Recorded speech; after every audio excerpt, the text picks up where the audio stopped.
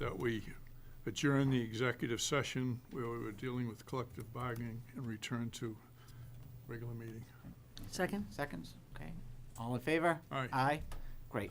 Why don't we all stand for the Pledge of Allegiance? I pledge allegiance To the flag of the United States of America and to the republic for which it stands, one nation, under God, indivisible, with liberty and justice for all. Thank you. Okay, this meeting is being televised by Chelmsford Telemedia. Is anyone else present that plans to record? Okay, great. Hey, welcome. Tonight we have a couple things. We have a presentation by the Fine and Performing Arts Department, but then the focus of tonight's meeting will be on the proposed budget for school year 2019-2020. First order of business is approval of our minutes from our meeting on February 5th. February 5th. I move the approval of the minutes of the regular school committee meeting of February 5th, 2019. Second? Any comments, questions, corrections? Okay. All right, if not, all in favor? Aye. I abstain. Oh, you abstain, okay. Two with one abstention. Okay. All right, next up, Chelmsford High School's representative. Okay, so March is going to be a pretty busy month. So starting tomorrow, we have Flex Block for the first time in a little bit. On Friday and Saturday, the CHS Theater Guild will host the METG Festival in the PAC. It'll be all day. So starting Monday and going through Wednesday, we'll have MCAS ELA retest. And also Monday and Tuesday, the class of 2020 election speeches will be in the PAC during Plus Block. On the 6th, college representatives will be coming starting during F Block and going into Plus Block to talk to the juniors, and there will be a parent night at night. On Thursday, we'll have an early release day on the 7th. On the 7th and 8th, it'll be MCAS retest, and later that day on the 8th, we'll have the class of 2020 election. Also on the 8th will be the Brighter Colors for Brighter Futures dance in the cafeteria from 6 to 9. On Saturday the 9th, we'll have the grade 4 through 12 String Fest in the PAC. It was rescheduled from January. In case we do have a runoff election for the class of 2020, it'll be on Monday the 11th. And we'll also have that day MCAS Math Session 2 retest and makeup for ELA and Math. On the 12th, there's the Career Options Breakfast from 8 to 9:30 a.m. For all juniors. Winter Sports Awards will be 6:30 in the PAC on the 12th.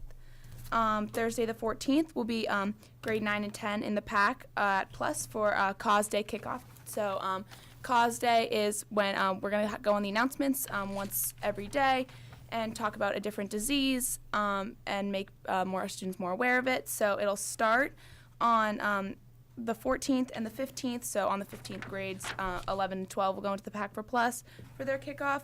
And I think it'll be the 22nd is the actual Cause Day, which means like everyone will wear the color of a disease they want to represent. And Mr. CHS will be Friday the 15th at 7 p.m. in the PAC. So senior John Lambert was a National Merit finalist. Girls basketball playoff game is tonight, and boys hockey tournament is tomorrow night. And cheerleading placed 4th this weekend at MVC's and will be going to regionals on Sunday. That's action-packed. Thank you very much. Okay, any good news? I only have half a page. Okay. I'm not going to be as long. So couple of updates. So the math team at CHS was invited to try out for the American Regional Mathematics League. So this competition, I believe this competition takes place at Penn State, and it's going to be on June 1st, 2019. And there were 5 students that were nominated to be part of this competition. So we wish them good luck and congratulations at the same time. The elementary principals were reporting that now all 4 elementary schools do the morning breakfast program, and they're saying it's running very smoothly. The kids, students, parents, and also the teachers are saying that this is just a great opportunity for students to be able to get their breakfast a little bit later maybe in the morning if they were rushed, and now they're enjoying it and being able to get their morning work done, and it's just been a good transition. Tomorrow night is the South Row Science Fair, so I'm going to be a judge. Are you there tomorrow night as a judge? I can't be. Oh, okay. I'm a judge, so it's going to be unbelievable. So if you'd like to stop by and see that. And we have a couple of upcoming science fairs. That's on March 12th. We'll be at the elementary school for Center and Mccarthy Middle School on March 13th. So if you'd like to come to the science fair and see what's happening, you're more than welcome. Bynum Elementary just completed their winter reading challenge with students reading over 200,000 minutes. I was hoping it was hours, but that'd be a lot.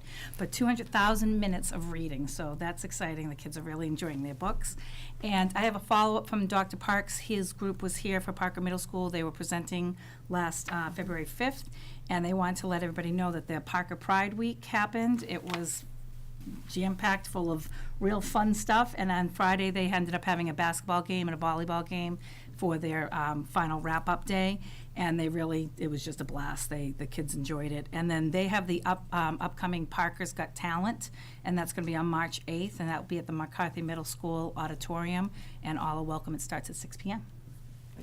Thank you.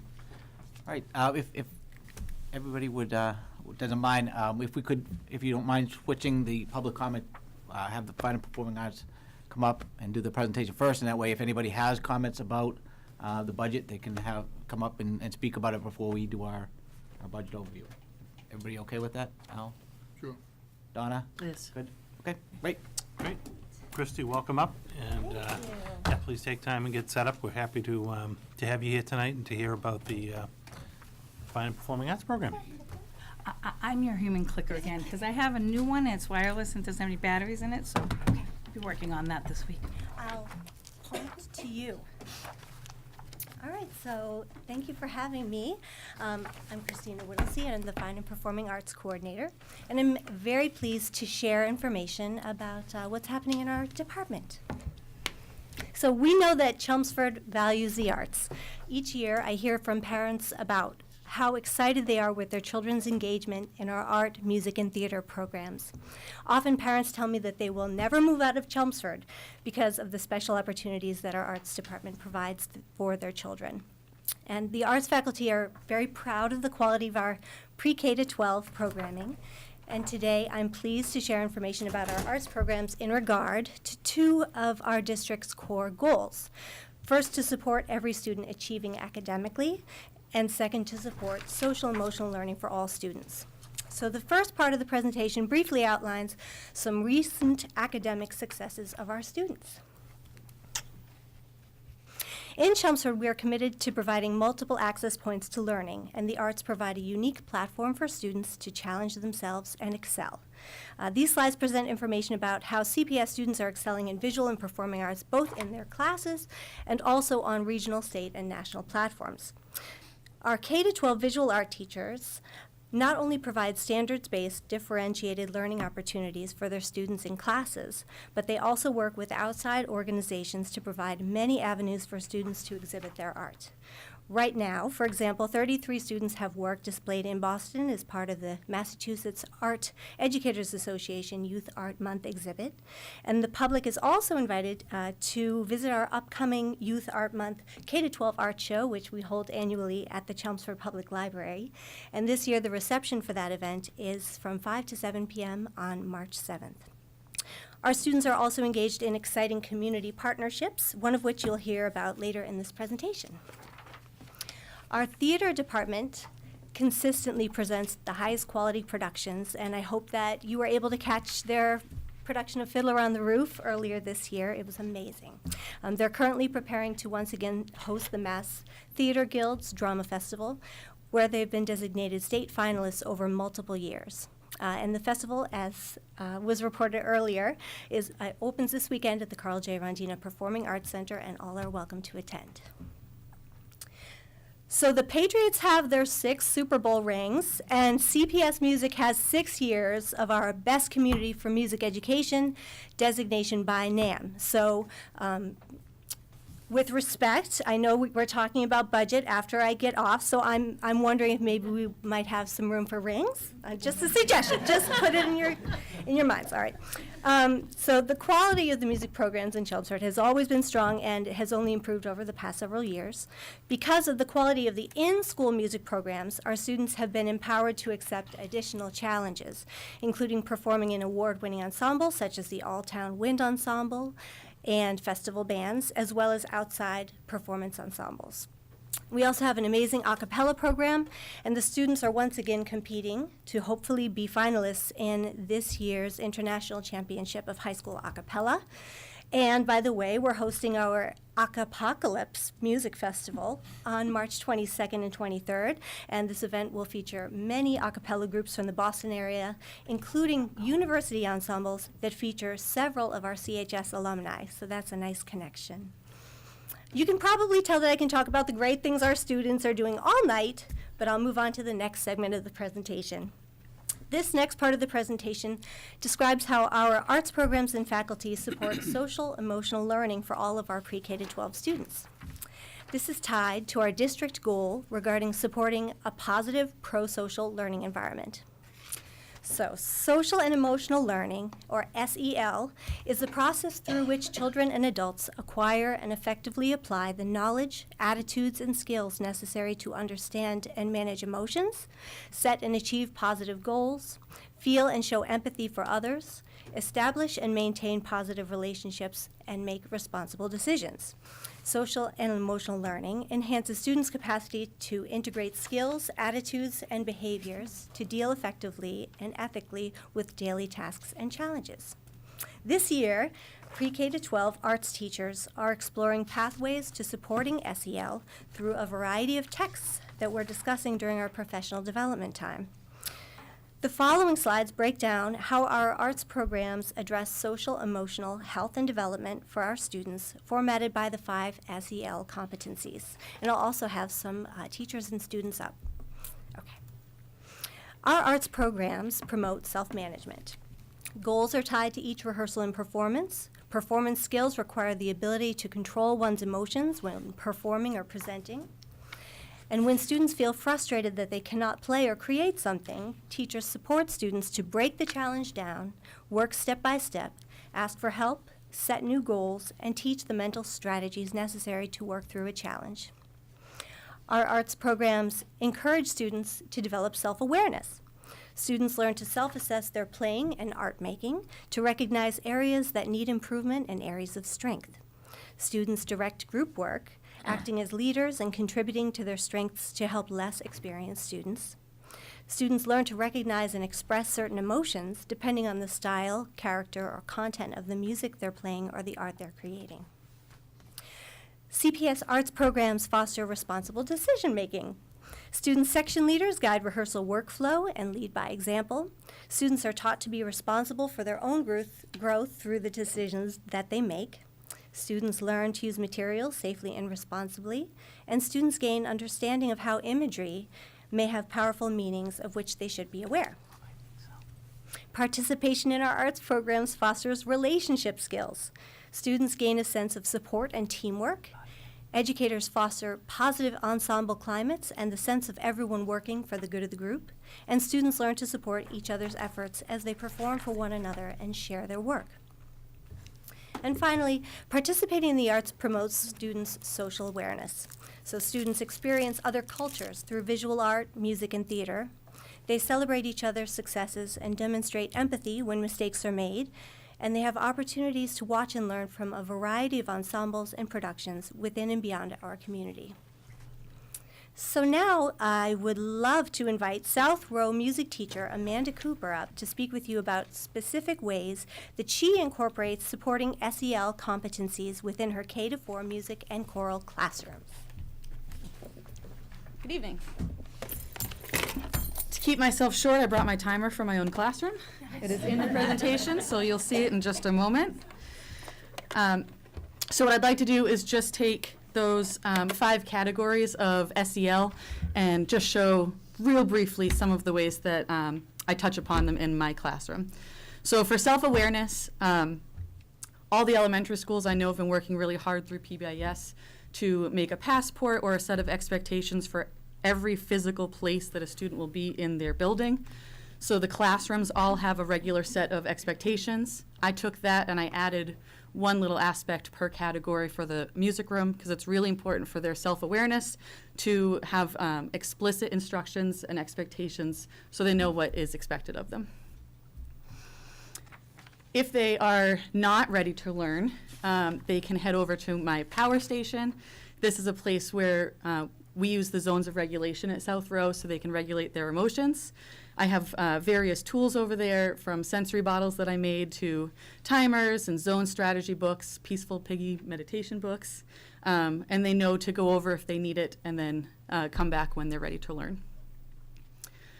For self-awareness, during an activity, we do quick self-check-ins.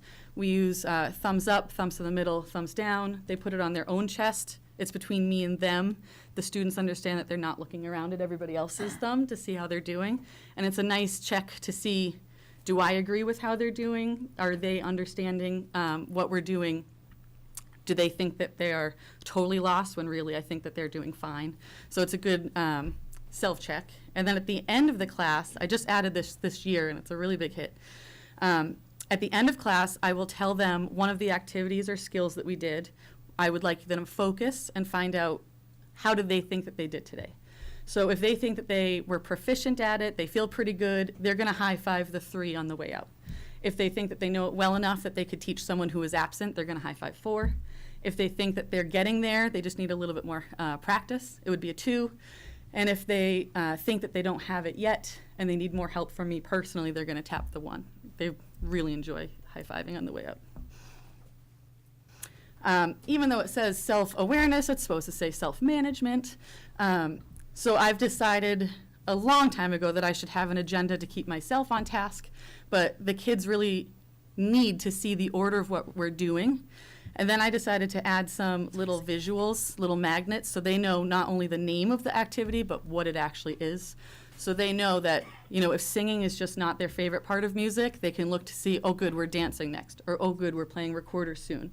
So they can self-manage how they're being able to focus during the whole 50 minutes.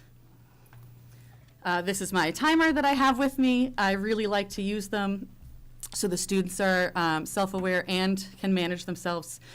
I have regular, like, sand timers so they can see time going down, but the one I have, I can go all the way to 50 minutes, and I like them because the red will slowly disappear as the time is ending, so it's a nice check-in for them to see just how much time is left. For responsible decision-making, I've always had a little think about it sheet or a reset form in case that there was something that they did that was unexpected and they just need to think about it for a moment. But I've tied it to our school-wide expectations. So at South Row, it's respect, responsibility, and safety. And then I've also tied it into our zones of regulation. For relationship skills, the only one I decided to put up here is one of the best ways we can build relationship skills at South Row is to do some folk dancing. This is a little 20-second video clip, and I think some of our friends that are back there might be in this video. Okay. So this, I just want to make sure this is embedded, because if not, I have the video, so it might have to come out. Nope, Oh. it's not gonna. That's all right. That's okay. I have it, though, separately, so I can pull it All out right, if you like. I think there's only 3 more slides if you want Okay, to do then we'll go that back then. to it. Okay. Perfect. Thank you. So relationship skills, not just for the students to build with other students, it's important for the adults to form relationships. As a specialist, I see everybody, and sometimes it can be difficult to form that relationship in class. You hope to form that relationship in class, but it doesn't always happen. So for myself, I love partaking in all of the initiatives that happen at South Row. I am always the crazy teacher to dress up because it gives us something else to talk about. I love doing bus duty because I get to talk about them or to them in a different place in the building. This year I started, when we did Start with Hello that Mr. Romalo brought to our building, I started going out to bus duty and bringing signs that I would make every day. Or now I have a little felt board that I go out just with messages, like Mondays was, welcome back, we missed you. Just little one-on-one things. For the last category, social awareness, it's really important that students can find representation that matches them in your room. And I think in a lot of music rooms, we just see all of these old composers. And I can't find myself in those posters, so I wanted to make sure that I have representation. So a couple years ago, I've added some female composers. I'm adding more cultures and some ethnicities. I want the students to be able to see themselves no matter what their skin color, race, abilities. I find that I need to do more, but at least I've found that almost everyone can find representation in my room. And then this is the last one, and it's real personal for me. Perfect, last slide. So in kindergarten, we do a kindergarten musical, and this little girl always loved the song A Sailor Went to Sea, and I, just assumed she liked singing the song. And I overheard her tell another classmate that day, I love this song because that girl looks like me. And I realized I need to have more representation in my classroom, and that's kind of what spurred all of this. So thank you. If you can get the video, great. And I just have to come out of the PowerPoint for a problem. second. So, kids, can you play in between? Yeah. That's what we If not, it's okay. No, we can. We just need to, I need to pull it up. We get excited. That little bit of music, that's good. That's helpful. That's doing great. And hopefully the sound is up. And it's not just on my computer.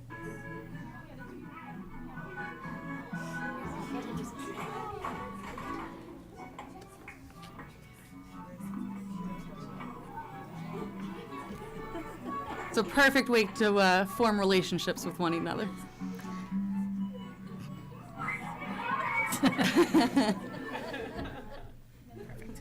Thank you so much. Thank you. We have excited students here because some of them were featured in that video when they were in elementary school. Okay. So now we're going to switch gears and hear from CHS art teacher Teresa Caranges, as well as Autumn and Ariana Bellin, who are extremely talented and dedicated student artists at CHS. Ms. Caranges has facilitated her students' participation in a wonderful project for the past several years that not only supports students' growth as artists, but also encourages development of SEL competencies. Hi, good evening. Thank you for having us. I'm Terry Caranges. I'm one of the art teachers at Chelmsford High School. And this is one of the projects that we have at the high school. It's called the Memory Project. And some of you may be aware of it, but what it is we are part of an organization from Wisconsin. And what they do is they take photographs of children from orphanages from around the world. And so they send back the photographs to our students who want to participate. And I have Autumn Bellin, she's one of my students, and Ariana is her sister, and one of the students too, who participate in the program. So what we do is I find out who wants to participate, and we pull them out, and I put the photographs out, and I let the students pick the child that they want to draw. So what they can do is they can draw the child, or they can paint a child. And so they use a variety of different materials. It could be just a regular number 2 pencil, or graphite pencils, or it could be watercolor, or it could be acrylic paint. And so these are just a few of the examples of some of our students, of their sketches of the children from an orphanage. So what we do is after they do the sketches, our students are so kind in sending the photograph, the drawing, the sketch back to the child in the orphanage. So it's a gift to the child. So they learn so much from this program, and I love this program, and I know the students will. They'll mention how much they love it as well. It's a selfless type of art giving. So we've done all kinds of countries all over the world. So it's a cultural experience for our students. They learn about different cultures from around the world. Some of the places we've experienced are Haiti and Ghana and Nicaragua, Romania, Ukraine, Poland, and just recently this year we're doing United States. Now we don't know where the orphanage is other than it's in the United States somewhere. They don't tell us what town or what city or what state. So these are all different cultures from all different backgrounds, and I talk to the students a little bit about the experiences of where these places are from. And what happens is the organization, when it's all done, they'll send us a video of the actual delivering of these special art pieces to the children, and that goes back to our students. And so our students actually see how the environment is and how the children live, and they listen to their songs, and they see the children saying thank you in their different languages. So it's a great experience for our students to learn culturally different places around the world, as well as becoming very confident in their art skills, learning how to do a portrait from beginning to end, learning about the different tools and how to blend and how to make texture and how to do highlights. And they also collaborate in the classroom, which I think is great. They become great collaborators. I let them walk around and talk, and they'll say to each other, how did you do that? I need to do that. I'd like to do that. So there's a lot of communication, a lot of confidence, a lot of self-learning, a lot of time management learning. And it's just a great experience because they'll use these, a lot of students will use these for their art portfolios to get into college, because we'll take digital photographies and they can use it for that. And it's just a wonderful experience. So if you have a chance to come to our honors and AP class, really come to see how the energy is and the positivity that we have in the classroom and the great skills that the students are learning. So I don't know if, Autumn, would you like to speak about it? And Ariana? So, Here, why don't we? okay. So this is my 3rd year doing this project now, and it's been such an enriching experience. It's been amazing. So the day that we pick the kid that we'll draw is one of my favorite days. Everyone's so excited and animated about who they'll pick, and then we get to draw it, and it's such a process, and you think about their culture and where they come from, and you're like studying their face and how it might vary from yours, and how now and it brings you so much joy to see how your art can make someone else happy. And we all watch the video as a class.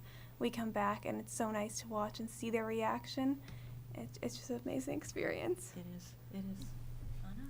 Yeah, so for me, this is my 1st year doing it, and I was like super excited to do it, but then as I approached it, I was like, oh, like I want to make sure that this kid, I like honor him, because I know that he might not have the best life, so I wanted to make sure that I could make a difference and make him like even smile for one day. So then I kind of put pressure on myself, which I thought was kind of nice because it challenged me as an artist to like go out of my comfort zone. And I loved like the community aspect, because not only are we getting involved in their community in the kids' life, that we get to get involved in our community with like all of the kids around me, and I get to talk to them and, oh, how did you do that? Can you help me? But then I also get to see the community of children that they have, that hopefully they'll grow up and do things that inspire them like this inspires me.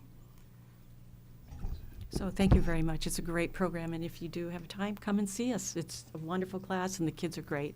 Thank you very much. Terry, is there a particular time of year when you send the photos back? And That's a good question. I usually try to do it around March and April, because I have to be concerned about the students getting their art portfolios in time for their deadlines. So that's really important for me to have that done at that time. So that's when I usually do it. And I usually give the students probably about 3 or 4 weeks to do it. And so the organization does give us a deadline. It's usually about a month. Okay. So there's plenty of time, there's plenty of room, and the kids work well together, and they really share their ideas and how they work. So it's a great opportunity, a great experience. Thank you. So thank you, everyone. Thank you. Okay, all right, good. All right. So before we close up, I just want to invite everyone to watch our department TV show, Spotlight on Fine Arts, that you can watch on Chelmsford Telemedia. And we are always sharing news about our student accomplishments. We're very proud of them. I want to thank you all for your ongoing support of arts in our schools and for allowing us to share how our work in the department is supporting student development and district goals. I want to thank Amanda Cooper, Teresa Caranges, Autumn Bellin, and Ariana Bellin for presenting with me today.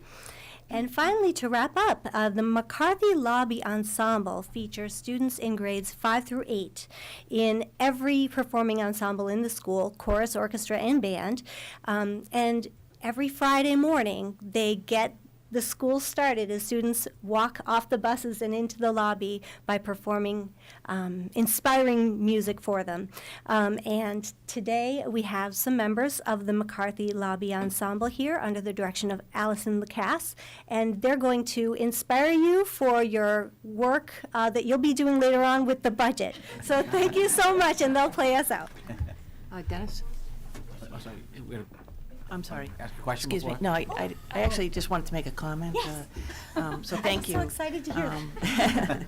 No, thank you very much. I mean, I think that the work that the staff and the students do is really something that makes Chelmsford very proud. I know that as someone who's attended some of the performances, have invited relatives to attend the performances, they're always really just exceptional. And I appreciate all of your hard work.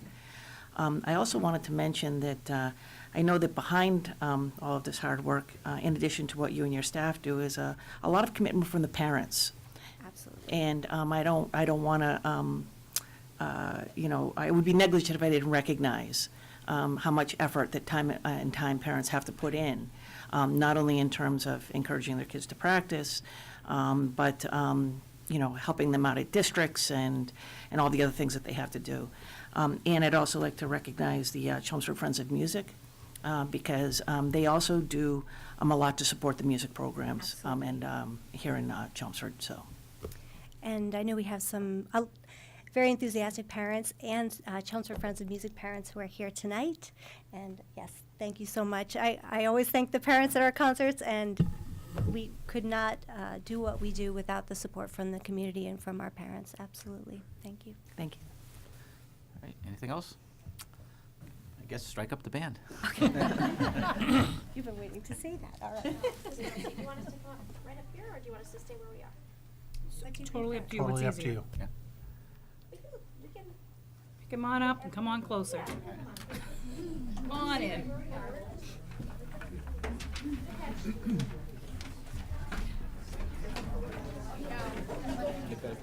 I am, I'm getting better pictures this way. Video, I got stuff going on.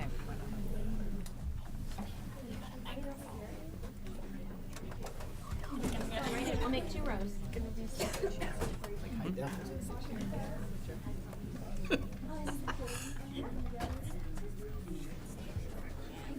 It's fine. It's totally fine. I'll stay, right? Right here than we actually are.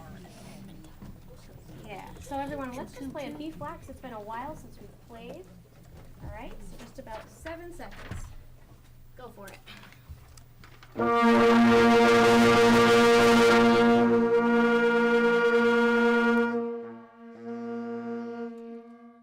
right. Ready? So we're playing Happy by Pharrell Williams for you tonight. Here we go.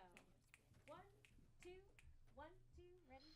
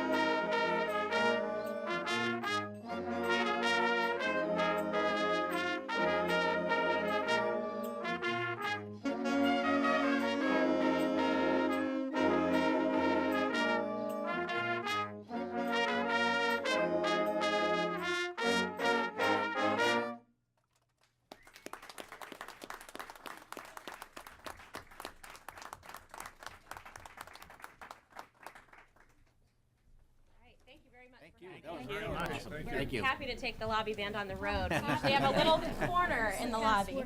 We're happy to be here. Pun intended. Get it? Thank you. Thank you very much. Very good. Very good. And they're all middle school, too. Yeah, I know. Pretty impressive, I know. We'll give them a couple minutes. Yeah. Anytime. We have tambourines and About the extent of my musical visibility. Like, I need the triangle. trying. Oh, I know.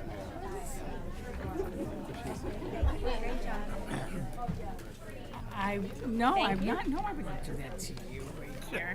Not here. You had thought about it. Not today. Oh, I know where I'm not going Friday.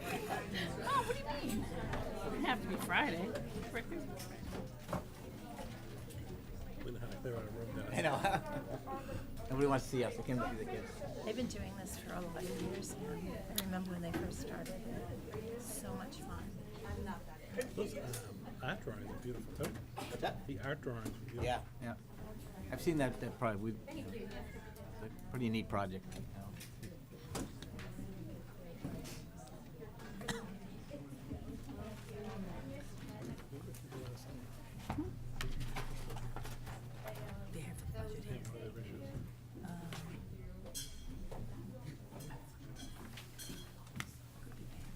So there's plenty of seats now. Oh, you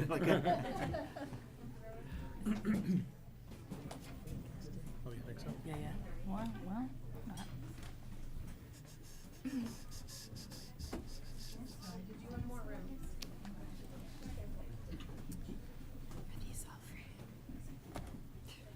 We get rolling? I think we're good.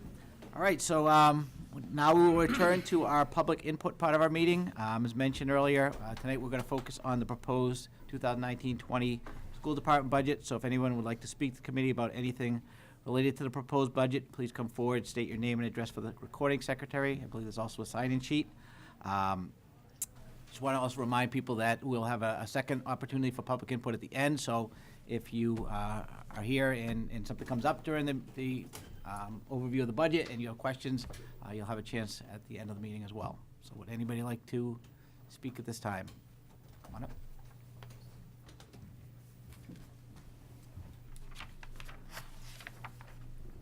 If you could just give your name and address. Yes, good evening. I'm Christina Bruce, 16 Clarissa Road. I'm here tonight just to comment very briefly. I'm serving this year as the president of the Chelmsford Friends of Music. We are a 501c3 organization here in Chelmsford. Our mission is to help ensure the best possible music program in the Chelmsford Public Schools. We have a fantastic program. Our group is made up of parents of current and former students, but I'm here tonight because I want to stress to you the tremendous amount of community support that the music program here in our schools enjoys. And I wanted to thank you for past support that the school committee has shown. As we know, the budget is a difficult balancing act involving a lot of mandates, but it's an exercise in priorities, as it has to be. So I wanted to thank you for the support you've shown in the past and just ask that you continue to do so going forward. And that is all. Great. Thank you. Thank you very much. Okay, would anybody else like to come up at this point? Okay, all right. So I believe we'll move on. Oh, Do you? oh, no, okay, sorry. Oh. I'm sorry, Marie. Yep. Good evening. Maria Santos, 19 Parkhurst Road. So I had two questions on the budget assumptions, if I could. One of them is, how exactly is it envisioned that by eliminating 2 teachers at Mccarthy, how will those teams work? Will it require that 2 remaining teachers actually have to teach 2 subjects? How will that work? So there have been a lot of questions about internally how that's been discussed and how that would be arranged. And so if the committee could address that. The other thing that I so very much would hope at some point that we would actually have a social worker that would be working in the entire school community. That would be a goal eventually. I'm sure that you have to make your decisions here and you have to prioritize and you have to conclude what's best in the long run. And it gives us a chance to experience what's going to go on in terms of a social worker. But I'm just wondering if there's any other way that we can work some hours or some way into the entire district for the social worker position. And those are my 2 key questions. Of course, supporting the arts anytime. And I will add a comment now that I'm at the high school with my children. Immense what the theater group, the music groups, anybody down there who likes to do this type of thing. And I have never seen the amount of support that these parents bring to these groups. For example, this coming weekend is the arts, the theater competition. I went to the parent meeting and I'm thinking these parents really should be paid for the amount of time, commitment. It's amazing what they do to run that day and to make Chelmsford look the way that Chelmsford will on that day to all the surrounding communities. So really kudos to everybody down there. I was astounded. Thank you. All right, thank you very much. Anybody else? Do I ask my questions now, or do we? We'll- Oh, sorry, different part of the meeting. We're All giving right. the public the chance, right? All right, so we can start, I guess. Yeah, what I'd like to do is give a very brief overview. I did a presentation at the previous meeting, so I won't go through that again, but I just want to go through a couple high points, and I don't mind just addressing those couple of questions that came up. And then what we've done previously is actually just gone page by page through the budget book, and anyone has had the opportunity to ask questions, we've had dialogue about it, and then we basically have voted the bottom line of each budget page, and I think we should continue with that format. It's gone very well in the past. But I just want to point out a couple of high-level matters within the budget. I'm very pleased overall with the fiscal '20 budget that we're recommending. I think it continues now for a third year in the row of really addressing a lot of the issues we've identified in the district. We spent a significant amount of time over the last 2 years putting together a long-term plan for the district, and each of the different recommendations that are included within the budget recommendation address one of either the academic goals, the social emotional learning goals, or our third goal, which is really making sure that our resources in the district are aligned to support those two goals. I think that's very important, and I think this budget does that.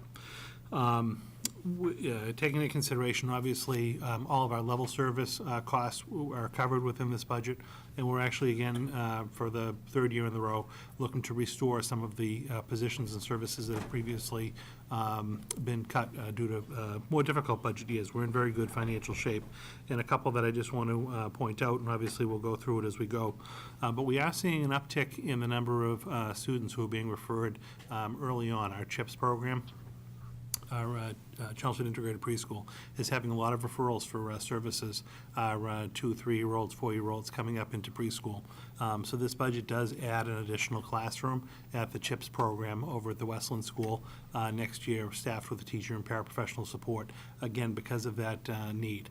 That speaks to the overall kind of direction the district is going in enrollment-wise. Again, we're still seeing a little bit of an increase at the elementary school level, leveled off at the middle school level, and a little bit of a decline at the high school level. When you look at our overall student enrollment year over year at the DOE, it looks flat, but it's really actually increasing at the lower grades and decreasing at the upper grades. That's why it appears a little bit flat. But I'm happy that we're able to work with the CHIPS program and be able to add that additional resource for next year. I think that's important.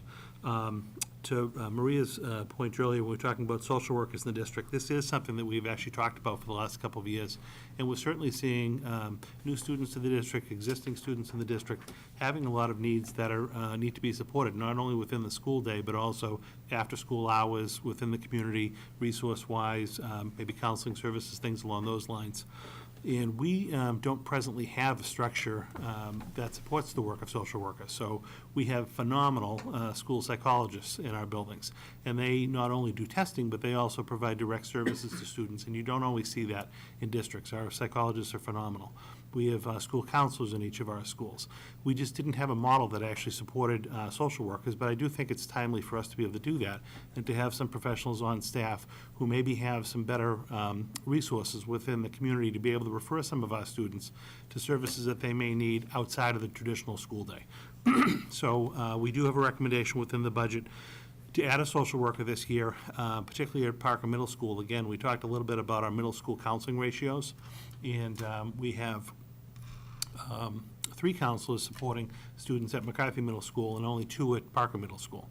So we're recommending that the 3rd counselor that comes on board at Parker actually be a social worker, and that will give us the year to really work through that model, refine exactly what that person's duties and skill sets will be. And I do anticipate in future budgets expanding that, so there's more to come. But I think this is actually a nice step in the right direction. And again, it also lets us make sure that what we're doing is very well purposed, it's very well thought through, and the resource, when it isn't available to the schools, is there. Just because this position is going to be located at Parker doesn't mean that it won't be able to help us as any of our staff do, if there's a need within the school district, if there's a need within the community. We have an incredible staff that will come forward and help, any child, whether it's in their school or not. And I do think we'll be able to reach out and utilize that resource at Parker if we have a need elsewhere. Oftentimes, our families are spread over multiple schools. So you might have children at an elementary school, a middle school, and a high school. So a lot of this is going to be that coordination of services. That's going to be critical. So that is included within this budget. We've also, again, taken a look at teaching positions within the budget, adding a little bit of an extra special education support at Parker, again, because of the numbers. They currently have a half-time special ed teacher that's servicing 2 grade levels. We've included that going up to full-time, which is a valued resource. Last year, if you recall, well, actually 2 years ago, we really put an emphasis on trying to provide some additional supports at the elementary school level. So the elementary schools used to share a school psychologist, but again, the needs were there to support more psychology hours. So we went to a model where we had full-time psychologists. That was 2 years ago. That's been exceptional. This past year, we were able to implement for the first time some assistant principals at the elementary school level. So we hired 2 to the district, and this current year that we're in now, again, it's been phenomenal. It's been very well received in the schools. They've been splitting schools, so one assistant principal's been responsible for 2 schools. This budget actually adds 2 more assistant principals, so that each school will be able to have their own dedicated resource. We're thrilled with the 2 assistant principals we were able to attract, and we hope to be able to attract 2 more, so that each school can then have a second administrator. And again, our administrators these days are not just disciplinarians, kind of traditional old school, what you might think about as like a vice principal or assistant principal, but they're doing curriculum work, they're doing evaluation, they're helping with safety preparedness within the schools. They're really an extra resource that's helping a lot of the teachers in classrooms work with the students to make sure that the learning is really not compromised in any way. So we're excited about being able to add that. We also took a look at our district-wide language programs. If you recall, a few years back, we eliminated the coordinator for world language. So this budget actually reinstates that position, but we want to take it a step further. We certainly want to have someone looking and focusing on world languages within our district and be able to expand that program. But I really want to emphasize trying to do some exchange programs. So some of our students might be able to go to other countries and experience other languages and other cultures, and also take in students from other countries to our districts. So we're expanding that program to not only be a coordinator for world language, but exchange programs.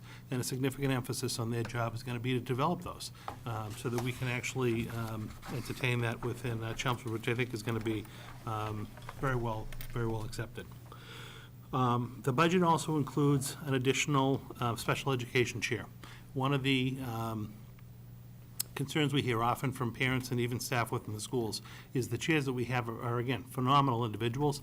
They just spread too thin when it comes to service delivery and managing cases and IEPs and team meetings and things along those lines. So this budget actually does include an additional special ed chair to be able to work with the existing cohort that we have. But I believe this person is actually going to work with some of the more special populations. So we have specific special ed programs within buildings. This person will be able to be assigned to help out those particular programs, which will take some of the caseload off the other special ed chairs to, again, help with timeliness to responses and IEP process and timelines along that line. So very glad that we're able to include that within the budget. When you start to take a look at some of the non-personnel features within the budget that we've been able to incorporate, again, we've talked for the latter part of about 6 months about a new technology initiative. And so we've earmarked some of the school choice money that we receive from accepting students from other districts into Chelmsford to go towards funding a one-on-one computer initiative for our students. Again, I won't go deeply into it because we have talked about it in several meetings, but this budget includes funding to be able to provide all of our incoming 5th and 9th grade students with a computer device, with their own Chromebook, to be used at school, to take home. And the thought process is, as a 5th grader, you'll get a new Chromebook, and you'll keep that for 4 years. You'll then trade it in when you go to high school, receive a new device, keep that for high school. But that's also going to be giving us enough time to work with our teaching staff to really have them start to digitize a lot of their curriculum. Again, I think it's a need where you want to eliminate the haves and have-nots. Providing everyone with the same device will do that. It will help us with our testing within the schools. We have a difficult time now because all of our state testing is online. This is going to actually provide additional devices to the district. And again, it's going to put kids on an even playing field when it comes to working at home and in schools. And I'm very happy that we were able to include that in the budget. We've also heard over the years, we've tried to be responsive to the needs of parents who, again, go above and beyond with fundraising activities and supporting kids in sports and athletics and theater or whatnot. But we do have a lot of fees that we charge parents and kids for participation within schools. So this budget does incorporate money to start to reduce some of those fees. And if, I know it doesn't go all the way and totally eliminate fees, but one of the things that we are happy about, and we've had several discussions with, regard to at our middle school and our high school clubs and activities that kids participate in that are community service oriented, community service based, or invitation only type clubs, honor societies and things like that. Students had to pay in the past for participation of those. I've incorporated funding in this budget so that we won't have to charge students for any participation in community service or invitation only type clubs. So that is in there. In addition, at our high school, we currently have a $125 per student fee participating in clubs. We've incorporated funding to be able to drop that to $100 next year, so we're dropping it $25. At our middle school, the fee is currently $100. That's going to drop to $75 next year. I'm hoping a year from now to be able to come back to you and provide another reduction to that fee, but I think it's a start in the right direction. Another fee that we actually are proposing to eliminate, and I've included within this budget, is the parking fees at the high school. This has been something that, again, we've talked about for quite a long time. And when you look at busing fees, I understand why we have busing fees in the district. It's a particular service that we provide. Students who live more than 2 miles from the school, by law, we provide them with busing free of cost. Anyone who's under 2 miles, we don't have to bus. If they want to be bused to school, we assess a fee, and that fee then goes and offsets the cost of the bus contract. But we also charge that same fee to high school students to be able to park at the high school. We're not taking in right now a real need for that particular revenue, and we'd like to have that be a little bit of a give back to the students and parents at the high school. So this budget includes funding to not have to assess a fee at the high school for parking. So again, we think that's going to be very well received. And again, a step in the right direction, looking at our particular fee structures and programs. So those are just a few of the kind of highlights of the budget. I think we can certainly talk more as we go through the budget when people have individual questions about pages. What I would recommend, the only other thing wasn't part of my little presentation, but just to Maria's question about the how the elimination of the 2 teachers at Mccarthy would affect instruction. So 2 years ago, when we took a look at the student enrollment between Mccarthy and Parker, we saw that the enrollment was starting to decline a little bit at Mccarthy. And we have a 10-strand system where you had 10 classrooms at 5th, 6th, 7th, and 8th grade at Mccarthy, only 8 at Parker at each of the grade levels. And when we ran the math and the projections, we felt very comfortable that we could maintain very adequate class sizes and drop that from 10 strands down to 8, so only having 8 classrooms at each grade level at Mcafee. So 2 years ago we started, and the 5th grade was dropped from 10 sections down to 8. And that was fine. This past year, or the current year that we're in now, 6th grade dropped. So we dropped from 10 sections down to 8 sections there. And part of the what we've tried to do is obviously we're eliminating or reducing 2 teaching positions from each grade level. We try to do that and be able to absorb those individuals through attrition, through other, say, retirements or staff openings we may have. Teachers may not be able to necessarily stay right in that particular school or at that grade level, but we typically have had openings elsewhere in the district if they have other licenses to be able to go to be able to keep them employed within the schools. So that's gone pretty well. I also don't look at that as a reduction. So we're certainly cutting or we're reallocating those 2 positions, because when you look through the budget, we've added elsewhere. So we've added at the elementary school additional teaching positions. We've added, say, the additional assistant principal supports. We're really in a position, again, where we're taking a look at our enrollment, and we have that decline at the high school, and reallocating some of those positions when we can find them down to support our elementary schools, so that when we have higher class sizes, when our class sizes are approaching, 25, 26, 27, we want to be able to provide an extra section at the elementary school level to knock those sizes down to be 22 to 24 is more of a range we want to be in. So I don't consider it a cut, and I just want to be clear about that. It's a reallocation of staff. Certainly people are affected, but we try to work very closely with them to make sure that we can accommodate them somewhere within the district. So getting back to my point about Mccarthy. So we've reduced 2 sections of 5th, 2 sections of 6th. This is the year to reduce 2 sections of 7th. It would be cleaner if we could just reduce 2 sections of 7 and 2 of 8 at the same time. Because at Mccarthy, in both middle schools actually, the 5th and the 6th grade both work on a 2-team model. So one teacher is teaching math, science, and the other teacher is teaching English and social studies. When you hit 7th grade, they become more content specialists, so you have an individual teaching only science or only math, social studies, and English. The current 7th grade classes at Mccarthy Middle School are too large to be able to, because they'll be 8th grade next year, to be able to reduce 7th and 8th at the same time. Or our 8th grade numbers next year would end up being in the high 20s, which we don't want to have. When I ran the numbers, it was like 27, 28 per class, which would be disproportionate to what our offerings elsewhere in the district and Parker. So we don't want to do that. So we can't really recommend doing both at the same time. So under this particular proposal, what would happen is we would reduce 2 teachers from that 7th and 8th grade team. And 2 teachers of the 4, it's not particularly clean. You can't just look and see which team it is because teacher seniority comes into play and whatnot. But basically, least senior teachers from that core group would be displaced to other jobs in the district. And the 2 that would remain would be dual certified. So you would go back to a similar model like we have in 5th and 6th grade. So you would have a teacher teaching math and science in 8th grade and a teacher teaching English and social studies in 8th grade for 1 year. And then a year from now, the recommendation will be to reduce that final section. So those final 2 teachers would come out of 8th grade, and then both Parker and Mccarthy would both be 8-strand schools. So you'd have that symmetry within the 2 buildings. So I'm confident that we have staff on hand and would be able to staff that 8th grade next year with 2 individuals with that dual certification, similar to what we do with 5th and 6th grade. And that would be the model, to be responsive to your question, that we would employ next year. And I touched briefly on the social worker position a little bit earlier. That was Maria's second question.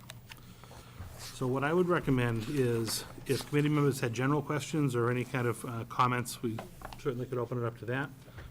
If not, we would then, page 12 is our summary level data that takes a look at all of our different DESI function codes and different line items within the budget. These are technically the lines that you're approving, and then throughout the course of the year, this is the data that gets reported to you.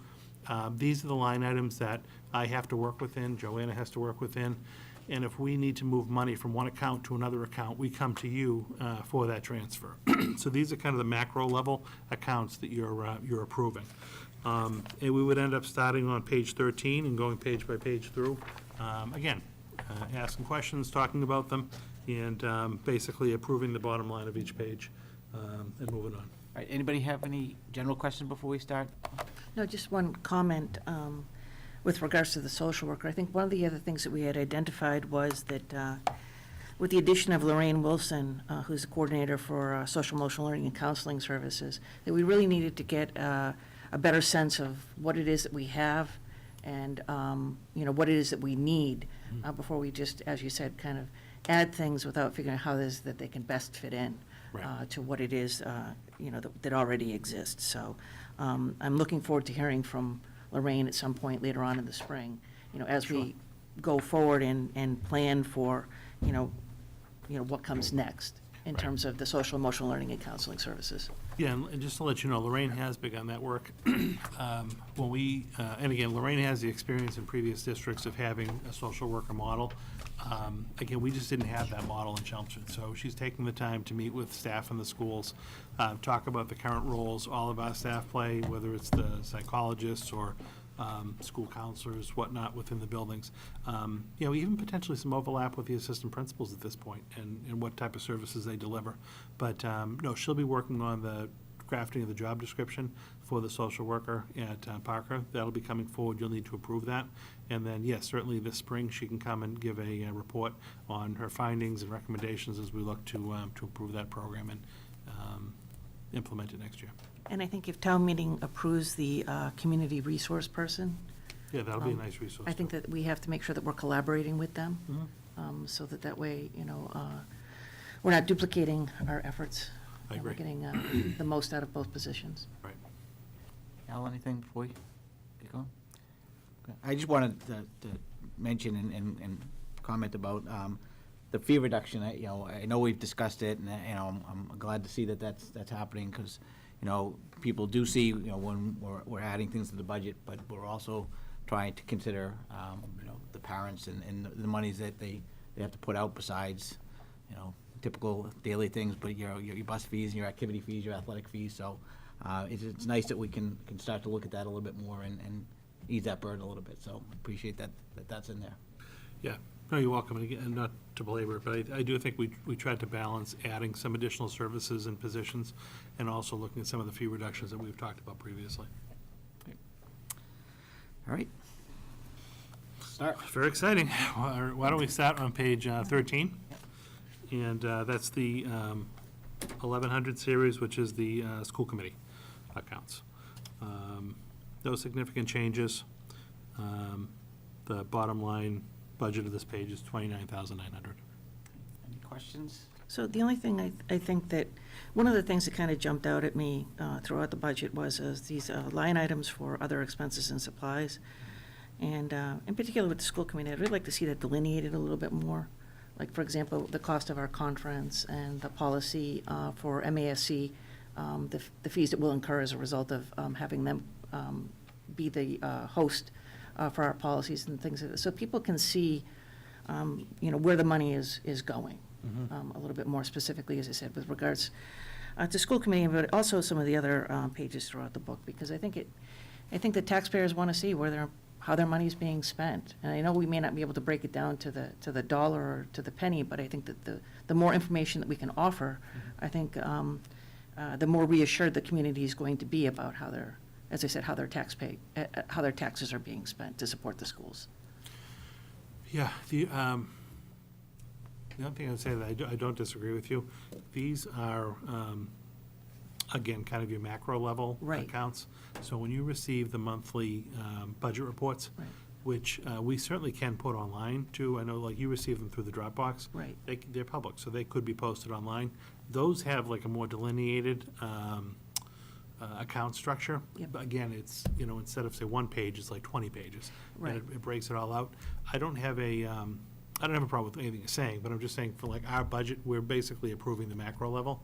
If you wanted to take a look at some of those monthly reports and figure out a way to possibly, we could advertise those or post those as well. If you I'd love to see them might work. posted. I think that the more that people can see about where the money is being spent, the better off we're going to be. So if those were available online for people to look at, Yeah. and we didn't have to, if you didn't want to include it necessarily in the macro budget, proposal, then it would be available for people to be able to look at. And I know we signed the warrant, so, obviously. Well, so you see them. Yeah, but, I see them, but I think that it's important that the public be able to see them as well.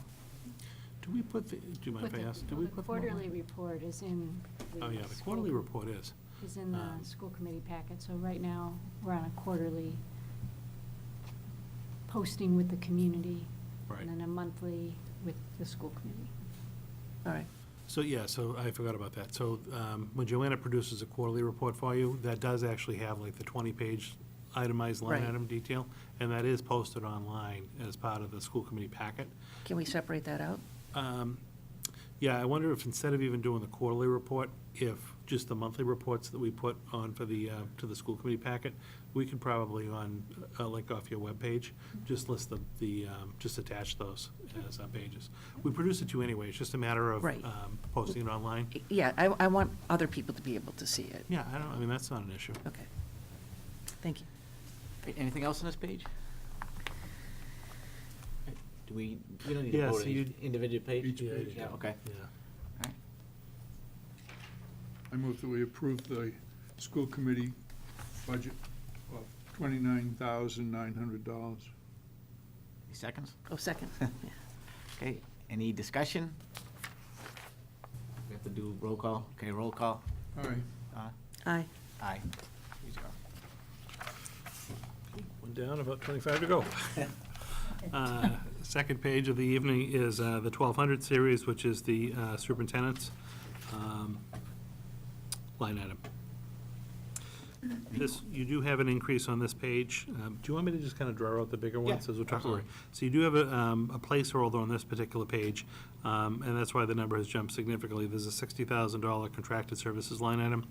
If you recall, we've spent a lot of time again this year talking about a communication strategy for the district, trying to streamline communications, whether it be print or Facebook and electronic communications with families.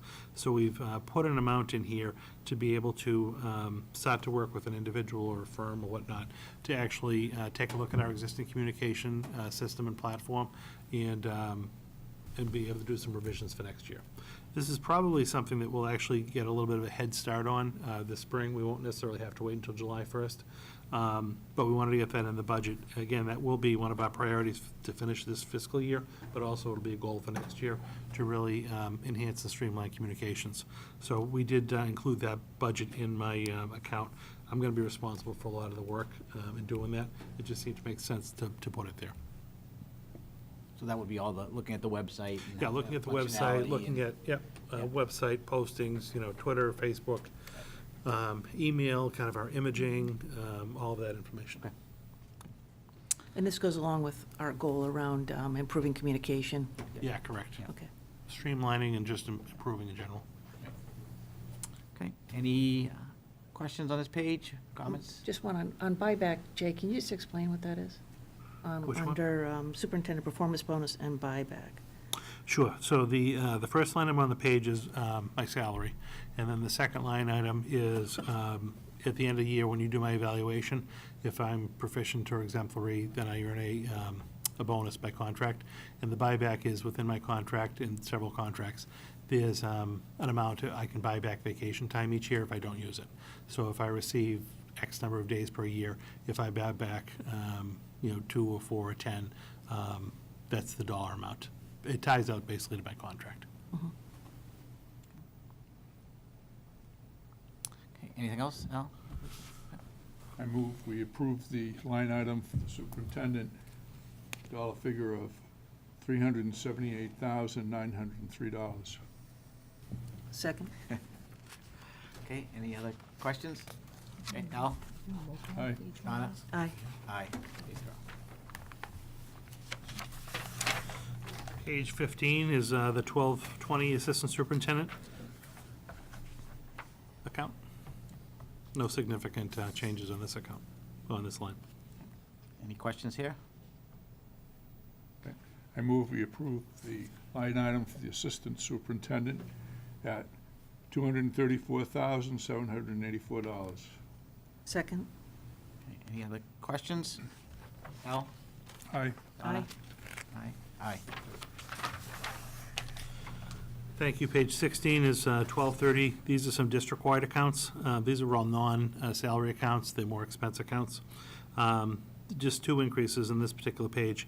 As I referenced in the notes section, I hope you found that helpful to just kind of walk you through the different changes in the budget. But our current 5-year contract with RICO for photocopier services in the district is up on June 30th. So we're going to be entertaining new contracts July 1st on. So we know that there's going to be a little bit of an increase there. So we built that in. And then lastly, we also use School Spring as our employee management software for like new hires and advertisement of jobs, and that's due for an upgrade. There hasn't been a software upgrade in a couple of years, so we built in funding for that upgrade. So the advertising is related to postings for jobs? No, the advertising is legal advertisements, like if Joanna does an RFP, you have to put an ad still in the newspaper, and things like that. We basically don't have to pay to put things on School Spring. Okay. We just buy that software package, and that comes with it. With the new copier contract, is that just a service contract, or are there new Get new copiers in. Yeah, that's physically machines and service. So right now, we're in a contract where we leased all of the equipment 5 years back. So that's the physical equipment itself and any of the, like clicks, if you're over the amount, you have to pay for your clicks, your toner, or things along those lines. We're evaluating now. I'm always partial to buying as opposed to leasing, so we're just taking a look at outright purchasing as opposed to leasing, and we'll make a decision sometime this spring. But we just know that the lease rates are older, because we're going to have to minimally lease all brand-new machines, if not outright buy new machines, and we're going to need the upfront money in year one to do that. Any other questions? I move that we approve the district-wide line item cost of $570,000 and $570,700. Second? Any other questions? Al? Aye. Donna? Aye. Aye. 3-0. Thank you. Page 17, this is item 1400, Business and Finance. Again, no significant increases here. Other expenses have gone up a little bit. We're trying to, and you'll see this in a couple, some of the departments had other expenses as a line item, others did not. So the ones that did not have this as a way for us to be able to quantify and separate out certain costs. So we'll be able to do that this way so that there'll be more consistency, even to your point in reporting. But like reimbursements and things like that, we'll go through that account instead of being lumped into other accounts. So you'll see that as you go throughout the budget. I think there were 2 or 3 departments that had that line item and 2 or 3 that didn't. But again, you can see sub-ledger accounts on the bigger reports, Donna, when we produce those for you. Okay, thank you. No significant changes within this budget. Any questions? I move that we approve the business and finance line item at $397,916. Second? Okay, any other questions? Al? Aye. Donna? Aye. Aye. Thank you. Page 18 is human resources. No changes to staffing. On a couple of notes for you on the contracted services side. Again, earlier we talked about an update in School Spring, our platform that we use to hire people. So the software costs were included previously, but within this particular budget, we need some contracting or consulting services to be able to do that upgrade. So we included that at the department level because the HR office will be taking the lead on that. So that's why the contracted services line item has increased. And again, on the other expenses line item, it's a way to consolidate expenses within departments. But the big increase here is to be able to do that School Spring upgrade. Contracting services here, and in the other account will be the actual software itself. On the, one of the things with contract services is providing staff employment accommodations. I know there was a new thing last year. See, it's gone up. Are we finding that we're? No, I'm level funding the accommodations Okay. line, but it's the contracted services line itself is where the money for the consultant to do the School Spring upgrade is gonna come. Okay. It won't be an employee to the district. It's gonna be someone we're gonna have to, basically issue a purchase order to come in and work with us.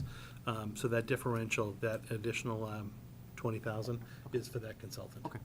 So that seemed to be sufficient to. Yeah, we actually haven't even come close to Okay. expending that. It's one of those accounts where if you short fund it, it'll be the year that you have an abundance of accommodations Right. to meet. It's nicer to have the money there. Originally, we had the $25,000 as a predictor of what the actual expenses were gonna be. Again, we used to have to kind of pull throughout the budget anytime those came up. So, if the business office had a little extra money, they might have kicked in. If a school might have had money, they would have kicked in. Now we're at least gonna be able to quantify so that when you see actuals for 19, they'll be all in this line instead of kind of spread out through the budget. But I think it makes sense to leave the 25 in there as a placeholder. And obviously, if we don't spend the money, we don't spend it. We come back to you with the recommendation at the end of the year to transfer it to somewhere else, for like a one-time expense or something. Okay. I move that we approve the human resources line item at $301,807. Second? Any questions? Al? Aye. Donna? Aye. Aye. As a side note, Jay, I like the notes I think the more that we do that, the better. I think it really helps to clarify things. Yeah, thank you. I tried to do the notes just on any of the big accounts that were changing, but we actually received good feedback last year, too, from the FinCom when they were looking through the budget. They liked the notes, too. Page 19 is the 1400 series for legal services.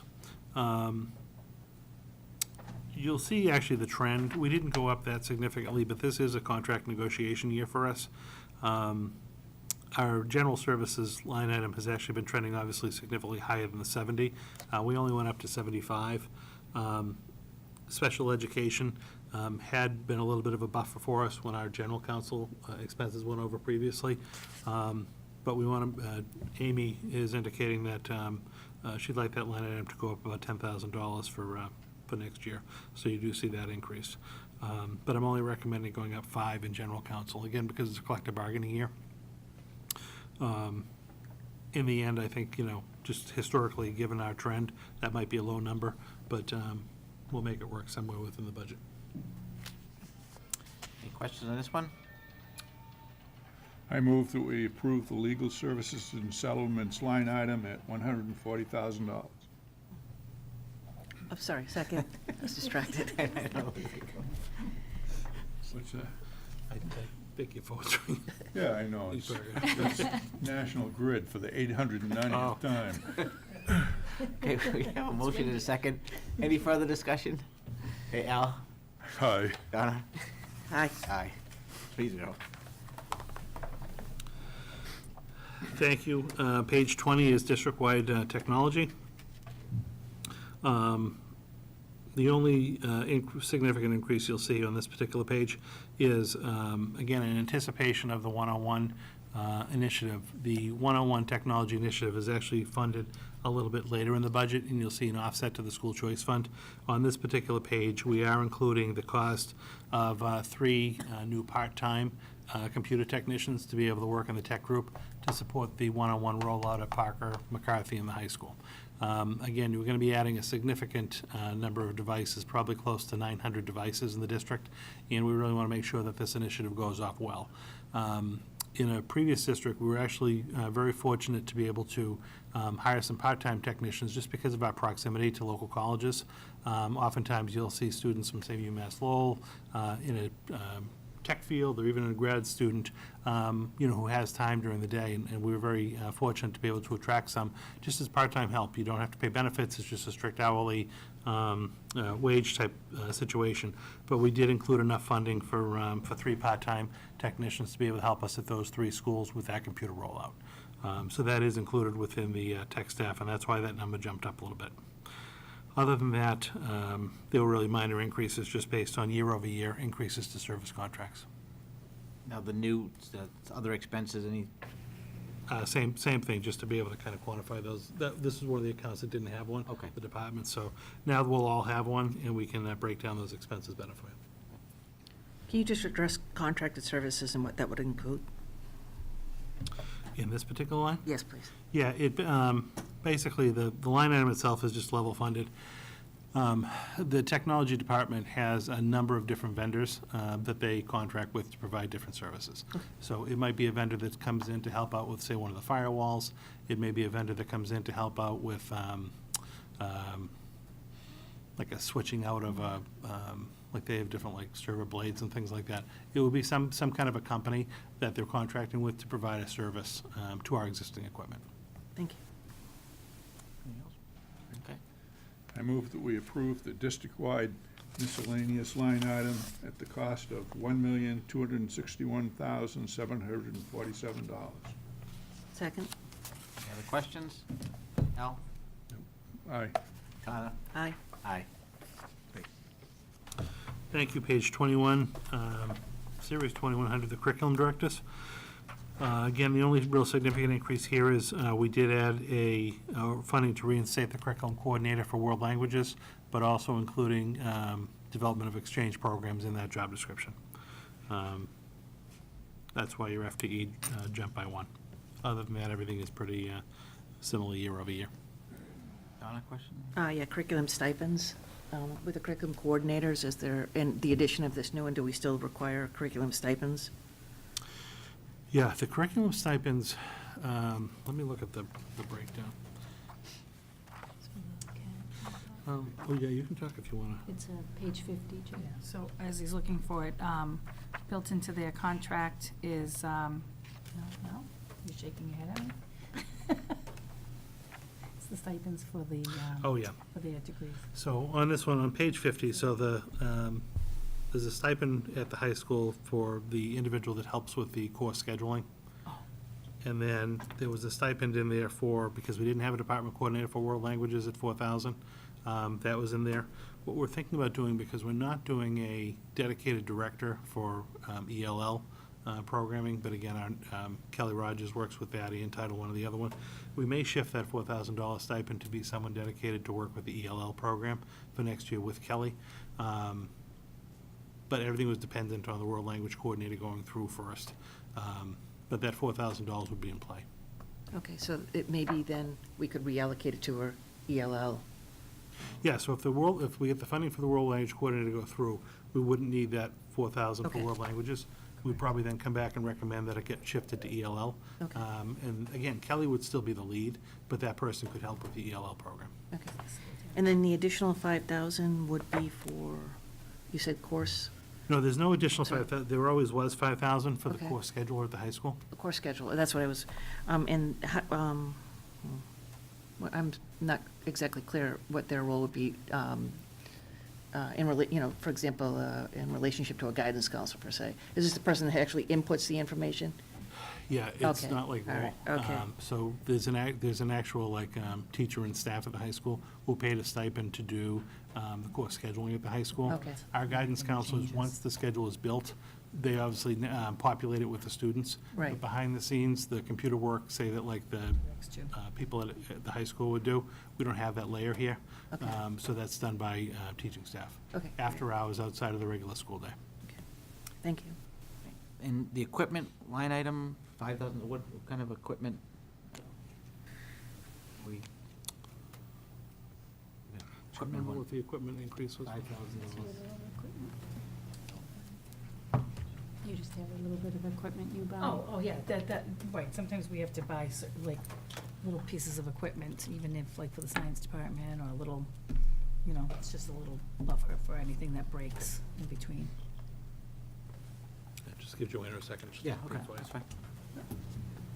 Some of the departments have specific little equipment, things like even. I know computer it's equipment. not. It's not a huge number, Yeah, but it's just- it jumped from but it's, you know, 1,500 to 5,000. Yeah, I just want to make I'm sure not it's in the sure. right place, too. Yeah. You know.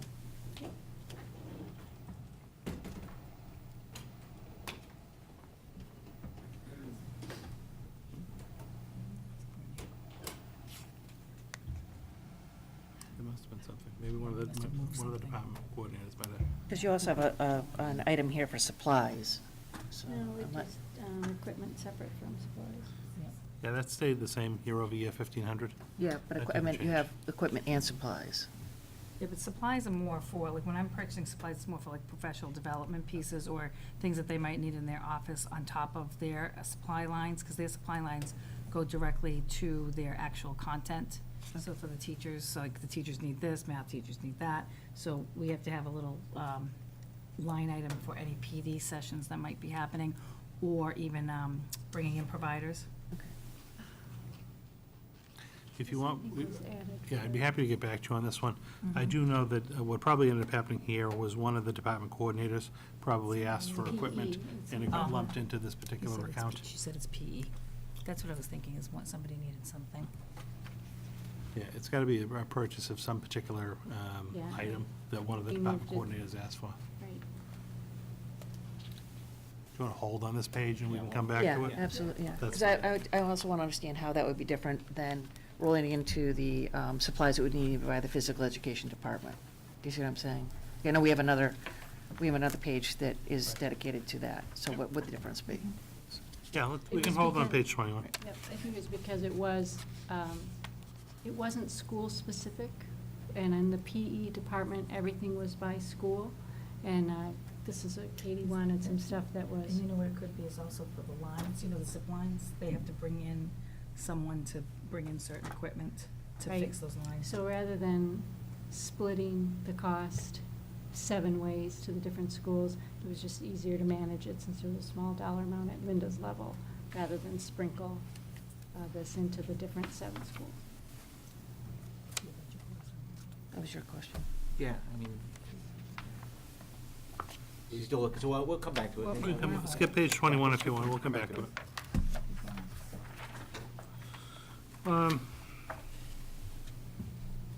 Page 22, this is line item 2100. This is the curriculum directives for special education.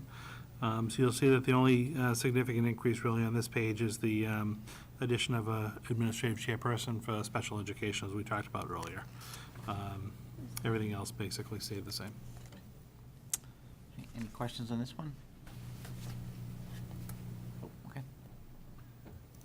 I move that we accept the line item curriculum directors for special education at the dollar figure of $845,719. Second? Any further questions? Aye. Aye. Aye. Aye, 3-0. Page 23, item 2200, school leadership. And this is where we account for all of our principals, assistant principals, school secretaries, positions along those lines. And again, you'll see that the only increase here is the 2 assistant principals at the elementary school level. That's why the number in personnel jumped. The non-personnel items stayed pretty much the same. Just year-over-year increases. Questions, comments? Donna, yet? No, only in relationship to the information that you had shared with Yeah, us. I was gonna make the comment that, Yeah. I know there were some questions about, the salary structure for the principal, and the superintendent did actually send out to us, kind of the breakdown, which I appreciate, and I don't know if everybody took a look at that, but it kind of gets a better picture, so, we talked about, maybe putting something like that together, that we can look at, as you go into new contract negotiations and things. But it does really make it pretty clear where everybody's salaries fit. Right. Yeah, I think that the salary schedule in the contracts would help just clarify things. Because, the question being, if it's a 2% raise, then how do some people end up with more than a 2%? But if you have lane changes, because you acquire an advanced degree or do a certain amount of credit work, then it's going to be more than the 2%. So. Yeah, the way the contracts are structured now, and this is something we can work on, it's just the COLAs, like the 2% increases, have always only applied to the base. They haven't applied to the education increments or whatnot, whether someone had a CAGS or doctorate. So your COLA, your 2% always goes to the base. And then if you have right now a CAGS is like an extra $2,000 that's added onto your base salary, and if you have a doctorate, it's an extra $3,000. So I kind of laid that out for you in the chart. Right. In the contract, so that it specifies what your base salary is with the 2% COLA, and then there's a paragraph below that says, because it's a standard language, it's not customized by person, so it just says, like, if you have a CAGS, you get an extra $2,000 or added into your base. But the school committee approved the template, because the school committee technically has to approve the terms under which people can work. But then, so you would take like one large vote to approve a contract template for all principals, but some principals may have, say, a CAG, some may not. So I do understand what you're saying, where it's not like spelled out in the contract whether they do or not. We perhaps next time, you wouldn't want to go reissue all new contracts, but the next time around, if someone does have a CAGS, we could look to amend the language and just include that right in the contract if you think it's more clear. Or have there just be like a little table like I provided that kind of breaks it down for you. But we can talk about it. Either way, it doesn't bother me. Great. Any other questions on this page? I move that we approve the school leadership line item at a cost of $2,630,357. Second? Any further questions? Al? Aye. Donna? Aye. Aye. Great. Page 24. This is a significant page for us. This is the 2300 regular ed classroom teacher account. So this is a significant number of our staff, almost 300 staff members are on this particular page. Again, this is a breakdown by department of all the different staff that are working in our system. This page Also has, again, this is something Joanna instituted a few years ago. We have collapsed all of our longevity payments into one particular line item so that they're not sprinkled throughout the district. It's easy to track. We've done the same thing with lane changes. So we have one particular line item with a dollar amount that's representative of anyone who is in a current program who anticipates being able to graduate this spring and then, say, get a master's going to a CAGS or a CAGS to doctorate. It's all right here on this page. And then also on this page, you'll see the third line item down, salary reserve for COLA. So this, because again, we haven't negotiated our contracts for next year, but we want to have a set-aside built within the budget so that when you do agree and ratify contracts, you then can approve the wages and move forward. So this does include an amount, the $888,000 is representative of what a 2% COLA would be for all of our different bargaining units. So that's built within this budget. Those are the significant pages. When you look position by position, everything should line up for you based on what we are currently offering. With regards to the last three items on this, we have the stipends for principal designee at the elementary and middle school levels. If we receive the monies to be able to hire the two new assistant principals, will we need a principal designee? I would for at least the first year out of the gate, because we have assistant principals right now, say at the middle school level, and we still have designees. There are times when both will be out of the building, and you need to kind of know who that third person you're going to go to is. It's not a significant sum of money, and I think it's a position that has been kind of well established. I think it's also kind of a leadership role for a teacher to assume within the building. There are not a lot of opportunities for those type of stipends, so I think for the money, it's actually well worth it. And again, you are going to find situations where you don't have the two administrators in the building. And then with regards to team leaders and specialists and team leaders and facilitators, are these tutors? No, so these are, this is a contractual thing within the teacher's contract. These are basically like your, so if you have like a first grade, you know, one of the teachers from the grade kind of represents the group on like a principal's council almost. So there's one, say, per grade level. Specialists might have one. What do you?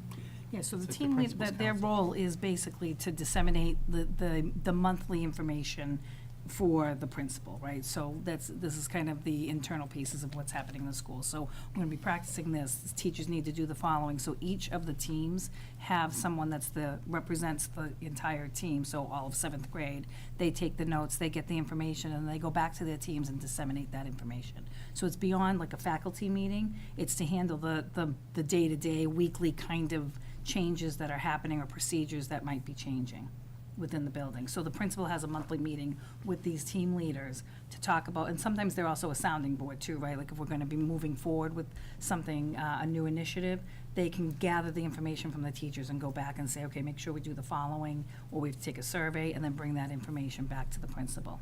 So it's above and beyond just talking to the whole faculty. They can gather information by level or by department, depending on what level they're at. One per grade level per school, is that? Yes. So that's first grade team leader at Harrington and a first grade team leader at South Row and so on and so forth? No, so like I attended one I have not attended one at the middle school level, but I attended one at the elementary school level, and say at Harrington. This would be like an out-of-school time activity, so before school or after school, that staff are getting an extra stipend for this time. They would get together for, say, like their weekly meeting, so one of the first grade teachers, one of the 4 or 5, would be the team leader for first grade. Then there'd be one for second grade, one for third, all for Harrington. So you would have like, say, 5 or 6 kind of lead teachers in the building get together to work with the principal around the school goals. They might talk about like scheduling changes, things like that. Those are kind of the grade level, almost like experts or the leads, that then help the principal and then go back and disseminate the information on their team. So we're talking about a decent amount of people throughout the district that are. Correct. So, you know. Oh, yeah. So that amount Yeah, divided they're by. at each school, each level. Do you know what the dollar amount per stipend is for a team leader or facilitator? It's not that much, it's Ballpark? like 1,500, it's not a lot. Yes, I do. So contractually, are we obligated to provide, to do that? We are, okay.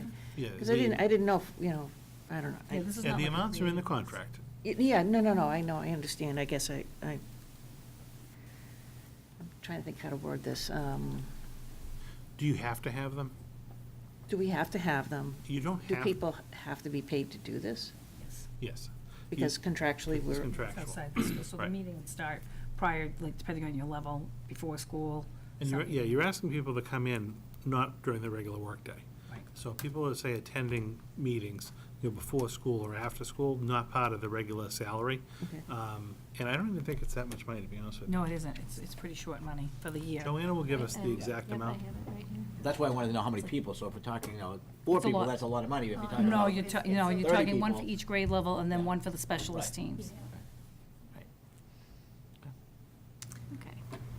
I was looking, and this is trivial, but the elementary teacher, kindergarten teacher, so elementary goes from 68 to 69, kindergarten goes 17 to 60. Any really reason why that? Yeah, the reason for this is, so when we put the budget together, it's like a snapshot in time. So, last year, we had added an extra kindergarten at Byam, I want to say. So when we built the budget, there was an extra kindergarten teacher. But when you roll up the year, technically, we did the budget the year before it was enacted. Yeah. So that, we didn't go with an extra kindergarten teacher. So that kindergarten classroom moved up to elementary, so that's why the 68 went to 69. But we actually just went with 4 kindergartens in each of the 4 schools in all practice this year, so it went down to 16. Okay.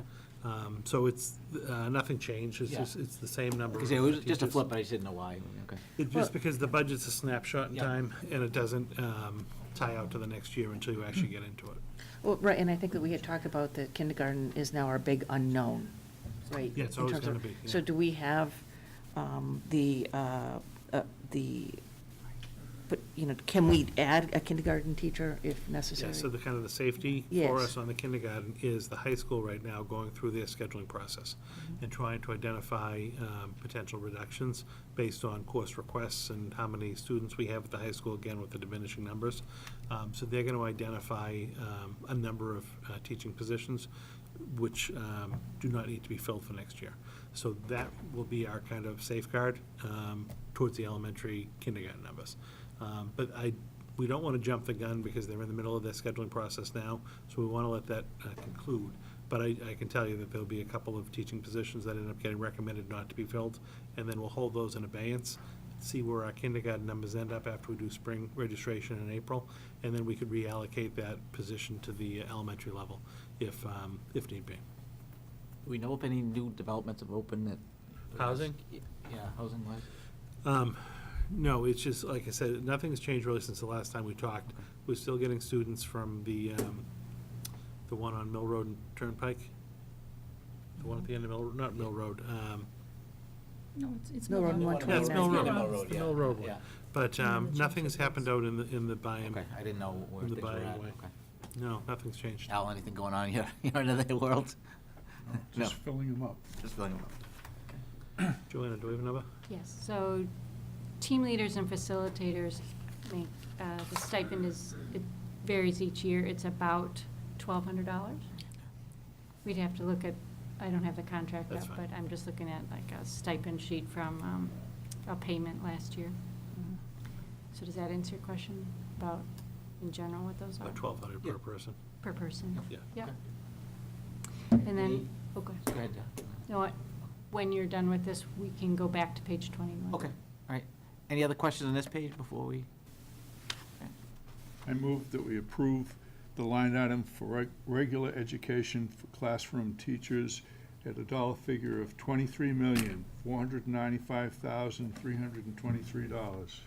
Second? Any further questions? Al? Aye. Anna? Aye. Aye.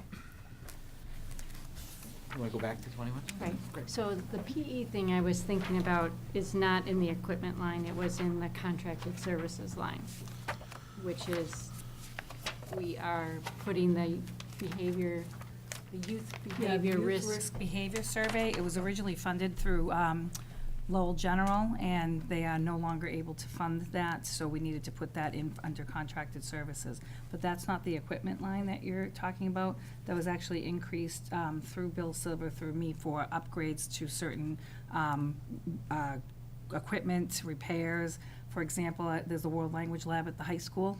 Sometimes that needs repair, or like we're missing headphones for here. So he was finding that he was a little short in money, so he upped it to $3,500, but it's all going towards curriculum work within the district or within some of the labs. Does that make sense? It does make sense. I It was just just didn't know. 1,500 was too short for, like, so if you're, Okay. like, if you're breaking headphones Right. in the language lab, that 1,500 is not gonna work if they start to go. Right. Or you need different curriculum needs, like, within the classroom, and he needs to do that, so he just upped it by 3,500 because he was going over. Okay, so is that the best place for that item? Well, I mean, yes, it's equipment, because the equipment line back in the day that I used to have was like for printer equipment, like, okay, to buy some more color printer, to, buy some more paper, that type of stuff. Our equipment has changed, it's more digitized. Right. So that's where it would go, because it's actually going towards something that delivers curriculum to students. Okay. Does that make sense? Yep. Yes, it does. I move that we approve the line item for curriculum directors at a cost of $1,230,095. Second? Any other questions? No? Aye. Anna? Aye. Aye.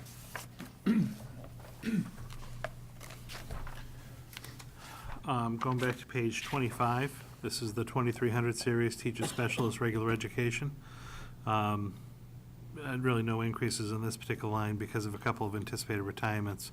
The, again, when we knew a teacher was retiring, we budgeted an incoming teacher at Master Step 3, so that's why you're seeing a little bit of a savings in some of these accounts. So this budget actually went down since last year. Same number of staff, but that's all we're Do counting. we have an idea of how many teachers are retiring this year, or? On this page? No, just in general. Oh, in general, I want to say 11 or I think it's. 11 or we're down- 12? I think it's 10. Let me get I was just wondering. Ballpark 10. Well, I asked, I'm just gonna look at the incentive budget now. Yeah. right, so that doesn't really impact this, so. I move that we approve the line item for teacher specialist regular education at a dollar figure of $1,535,799. Second? Okay, any questions? Yes. So one of our goals was to take, and I'm not sure this is where it would go, but to investigate potential funding to add programming to support students with language-based learning disabilities. Would that be our teachers' reading, or would this be under special education? That would be under sped. Okay. Reading's a regular ed initiative. All right, thank you. Any other questions? Donna? Aye. Aye. On page 26, this is the 2300 series Teacher Specialist for Special Education. You'll see in red in the middle of the page, we're continuing to offset a portion of this to the CHIPS revenue, the revolving fund. So that's consistent year over year. And the only increase you're seeing here is, again, adding that additional classroom at the CHIPS school program for next year.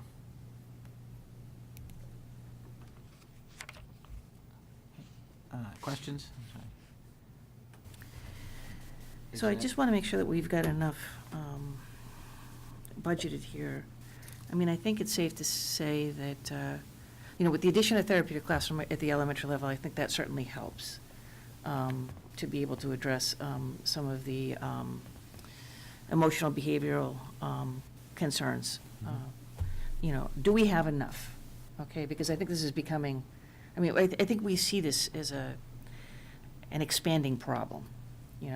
Kids with behavioral issues or needing more social, emotional education, remediation.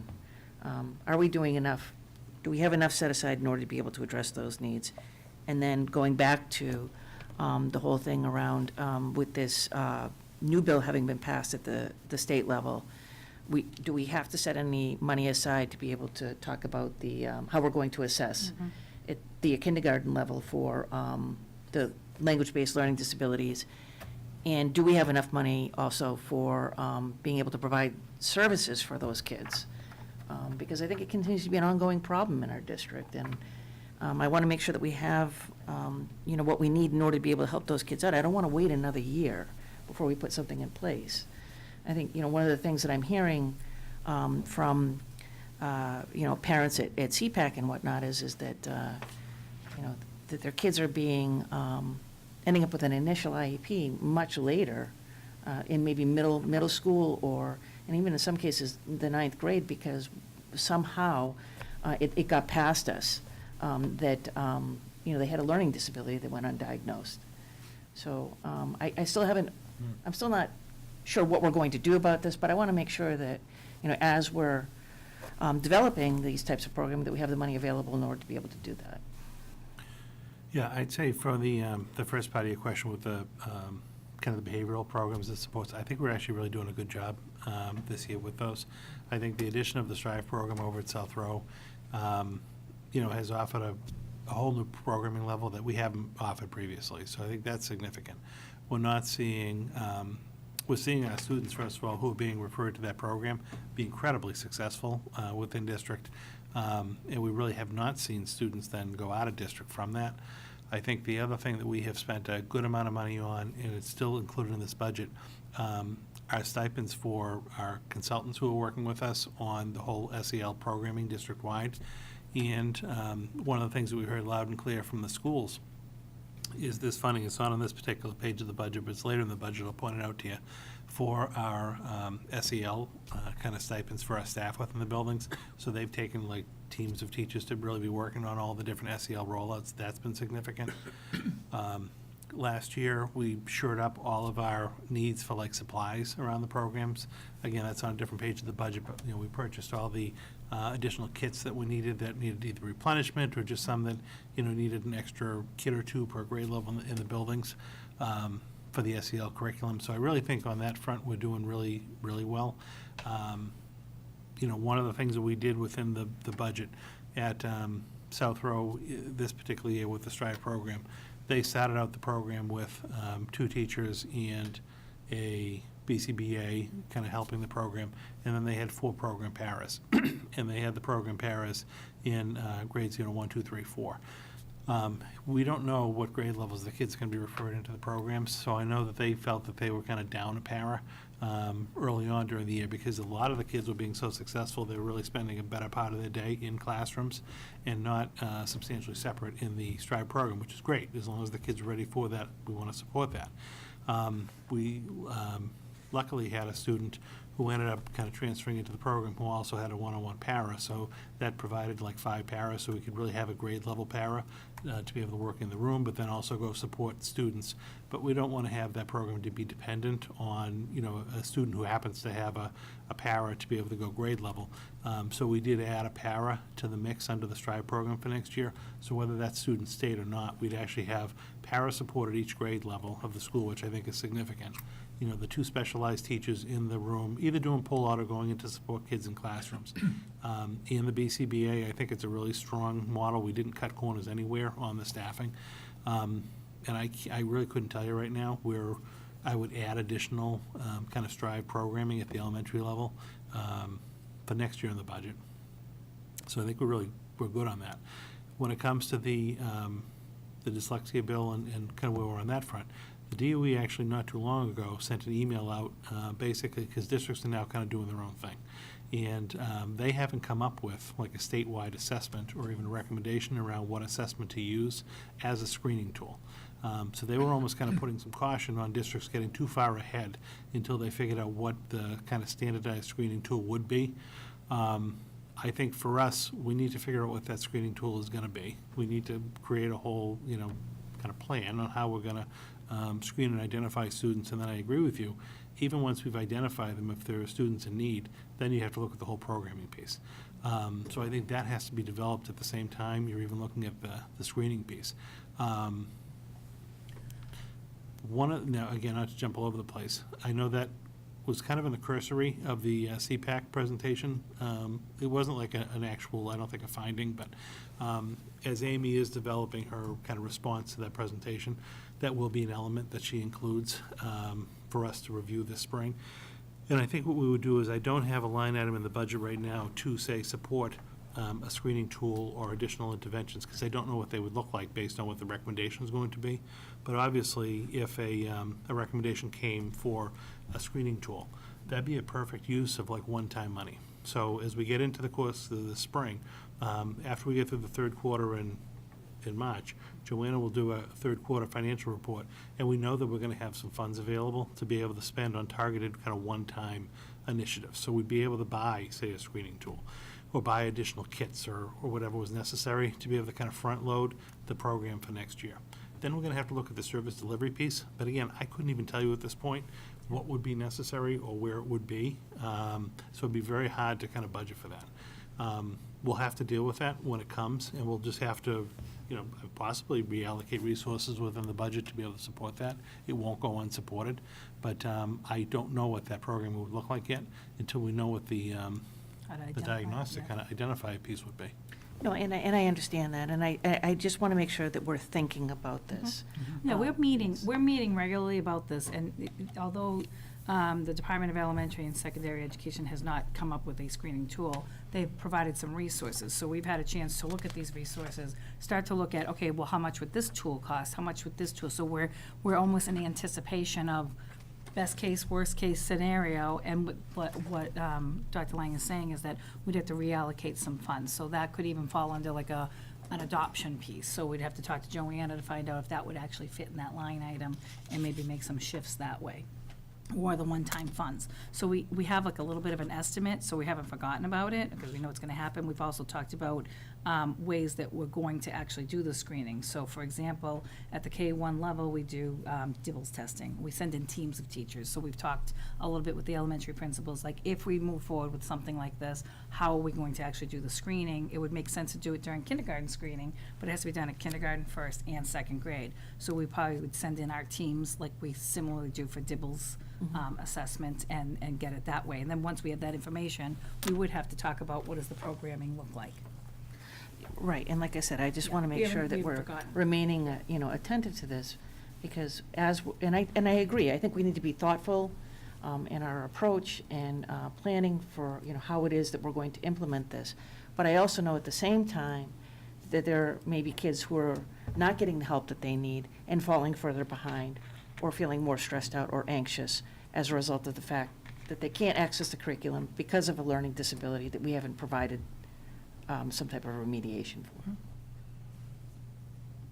I hear you. Anything else on this page? Okay, no. I move that we approve funding for teacher specialists, special education, the dollar figure of $5,760,385. Second? Any other questions? Al? Aye. Anna? Aye. Aye. If your retirement figures, The what? the number of people who retire. Yeah, so 10 teachers and 1 administrator. Thank you. All right, page 27, 2300 series, medical therapeutic services. No significant changes on this page, just minor updates to salaries. Questions there? I move that we approve budget item for medical therapeutic services at $371,705. Second? Okay, any other questions? Al? Aye. Donna? Aye. Aye. Joanna, do you have that number from before? Was it 10 staff you said? And 1 10 teachers and 1 administrator. 11. Different pages.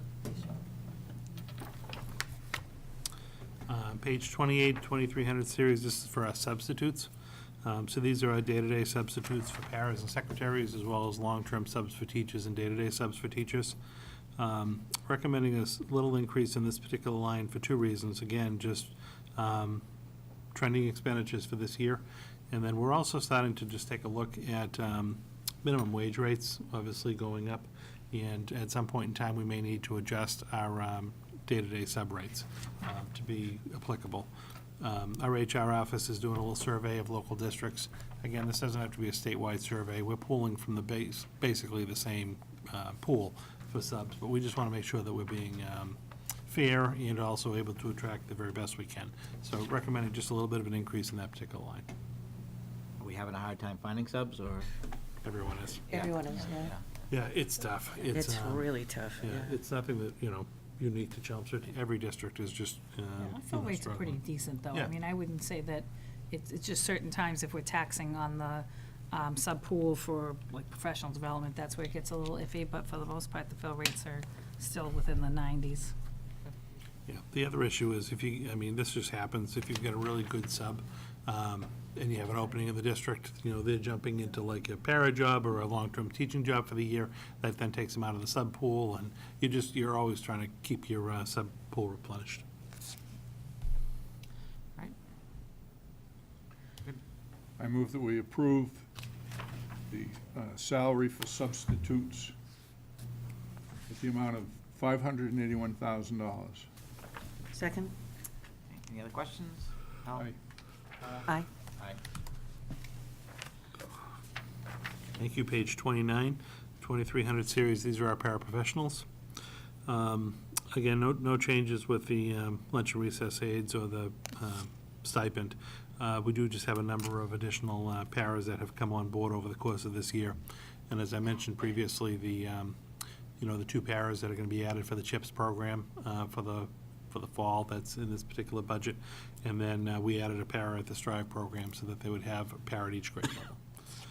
But no other significant changes on this page. Questions? I move we approve the budget for the line item for paraprofessionals at the figure of $3,954,960. Second? Questions? Aye. No? Aye. Aye. Thank you. Page 30, this is 2300 series, library media centers. No significant changes here, just updates to salaries in accordance with the contracts. Anything here? I move that we approve the line item for librarians and the media center at $680,849. Second? Aye. Donna? Aye. Aye. Page 31 of the budget, this is 2300 series professional development. Again, just a nominal increase year-over-year costs. Nothing specific.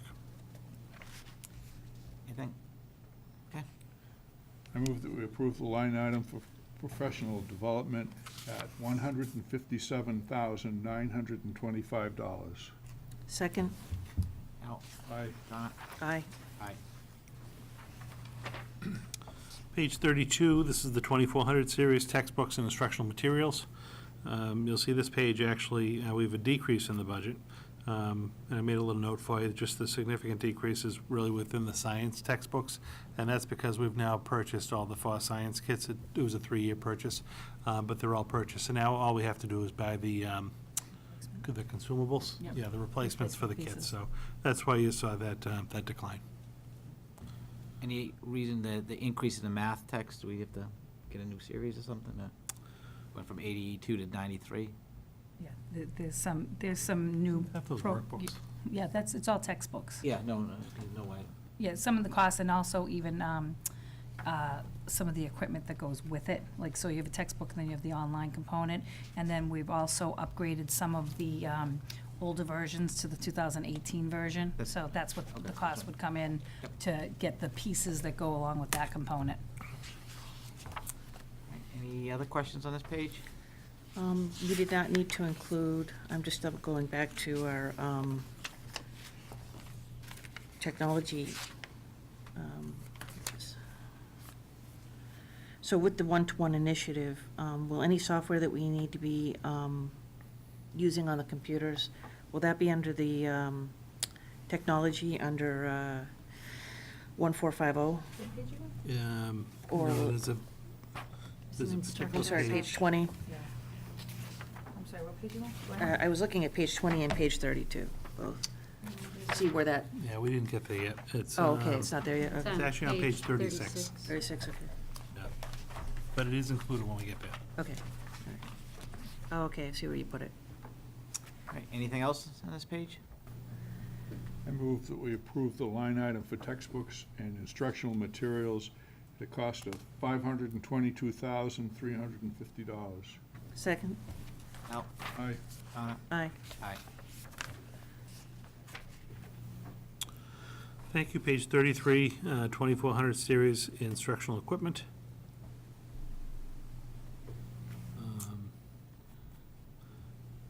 The increase in the Increases science? Here, Joanna, do you happen to have the request in the departments? This is the split between technology, engineering, and science, and beefing up that engineering program at more grade levels. Oh, A lot of that Project Lead the Way. Mhm. The, What grades do we have that at? We have it at the middle school level, and now we have it, well, at the high school, the way it works is it's an elective course that you can take, so it's not like by grade, it's by, students that are taking it. So we currently have, right now, I can tell you 4 off the top of my head that we offer at the high school level, and then we offer Project Lead the Way starting in grade 7.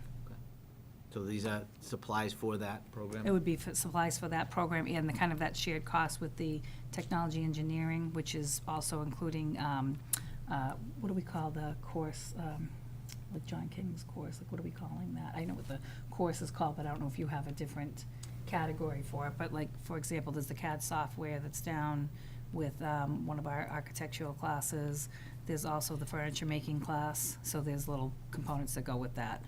Okay, so that falls under this? Right, because the Project Lead the Way, we've opened up more courses for it, so it needs to, it needs that piece, and then we also have to supply some of the pieces that go with the current technology engineering part. And it is shared between kind of science and the technology department, similar to like sharing some of the lines that I do with technology, because they're instructional. All right, anybody else on this No, page? my question. I move that we approve the line item for instructional equipment at $171,650. Second, Al? Aye. Donna? aye. Aye. Thank you. Page 34, 2400 series general supplies. Again, these are just supply budgets for all the different departments that come in through the schools based on their requests. No significant increases. The only small one you'll see is technology, but a lot of that is just related to the new initiatives for the fall. Now, I'm surprised, the phys ed supplies are only $200? Do they get, They're more in equipment okay, than supplies. okay. All right, I move that we approve the line item for general supplies at $540,725. Second, any other questions? Aye. Donna? aye. Aye. Thank you. Page 35, this is 2400 other instructional services for special education. Again, no significant increases here. A small increase for tutoring, just based on demand, year over year.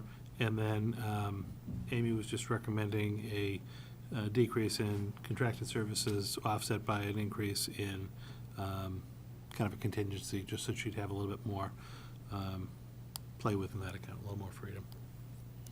So this is tutoring outside of the school day? Yeah, so this would be for special ed students who, we put them in 2 different areas. Right, This so we isn't- have like home and hospital, this but isn't then the we also hospital have, one. right. Oh, so right, this is- okay, yep, I know what you mean. Thank you. This is home and hospital. Yeah. Okay. I move that we approve the line item for other instructional services and special education at $215,150. Second, Al? Aye. Donna? aye. Aye.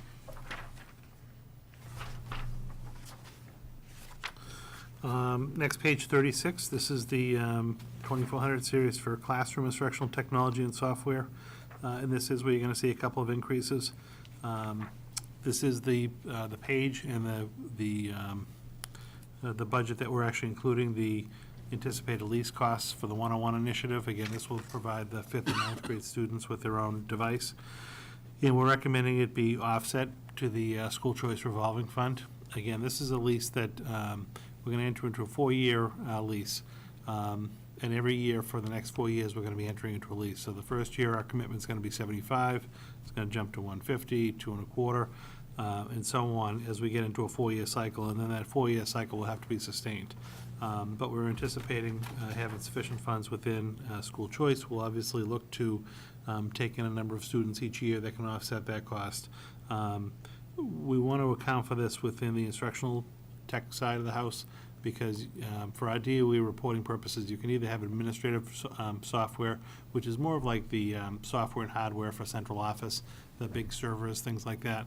But this is really, even though it's not classroom technology, we're putting technology in the classrooms through the kids, and we would rather account for it in that particular page.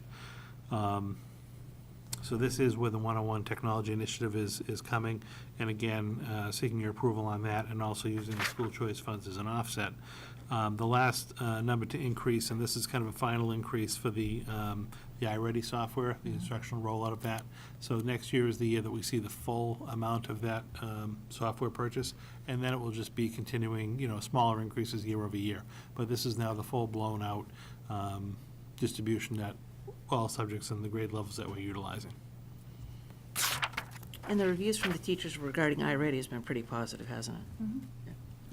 Yeah, It's working out well. The reporting is very good. Yeah, I mean, back when it first came out, it was not very intuitive. It's very user-friendly at this point, and pulling out reports for how students are doing, and even instructional levels is amazing. Anything on this page? I move that we approve the line item for classroom instruction, technology, and software. Dollar figure of $512,000. Second? Al? Aye. Donna? Aye. Aye. Thank you. Page 37, 2700 series, this is our guidance and psychological services line item. The only significant increase you'll see on this line item is for that social worker position at Parker.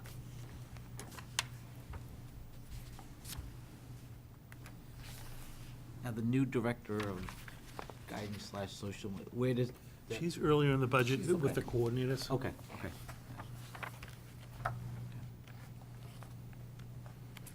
And the position, the FTE didn't go up because the position was already there. It was just called something different. It was coordinator for counseling previously. Now it has an expanded title, but that's why the FTEs didn't change. She's on page 21. Right. I have a quick question. I may have missed this someplace, but do we have any costs associated with the dual enrollment program? No. Okay, so there's No, the cost, because it's our teachers that are just, actually, they give us the PD. It's the opposite way. So it's not, the cost only is for if students want to take the credit, they pay the Middlesex the money for the credit, which is pretty short money. Okay. And then, I think another one of our goals had been to collaborate with businesses and whatnot in terms of developing internships and whatnot. Now, is there any monies that we need to allocate for that, or is that just built into what teachers will be doing in the course of their regular school day? Yeah, so right now, I mean, they're just looking at the pilot part of it. You can't just go full Right, on with right. that. But there would be any costs associated with it, because we're actually providing the student to help to both get services and learn for themselves. So the cost would just be internal, because it would be for the deans and the teachers to assign where these kids are going. Okay, so, but we don't need Yeah, any. we wouldn't have to Yeah, pay there's no for it. like, for at least like I said, for this first year, there's no like hard costs. Okay. Eventually, they are gonna have to talk about like, what staff would oversee it, can it be freed up within schedules, things like that. But I don't see any significant costs for next year, as they're still exploring. All right, thank you. I move that we approve the line item for guidance and psychological services at a cost of $2,183,530. Second? Al? Aye. Donna? Aye. Aye. Thank you. Page 38, 3200 series, medical and health services. Again, no significant increases on this page, just salary increases in accordance with contracts. How's staffing been? I know this is an issue a year ago or so in terms of staffing and the nursing and coverage, and how's that Yeah, going this year? I think it's certainly been beneficial having Peggy come on board as the coordinator of nursing services. That's also provided us with kind of an extra person to be able to float around as necessary to fill in. We have the same situation, though, with finding substitute nurse coverage as we do substitute teachers. It's very difficult to find. But no, I think the group themselves are, I think, having a very good year. And again, having that dedicated full-time coordinator has been helpful on all fronts. I move that we approve the line item for medical and health services at $790,000 and $790,000, I'm getting punchy, $790,244. Second? Al? Yes, Donna? Aye. Aye. Well, we're only on page 38, Al, okay? I know.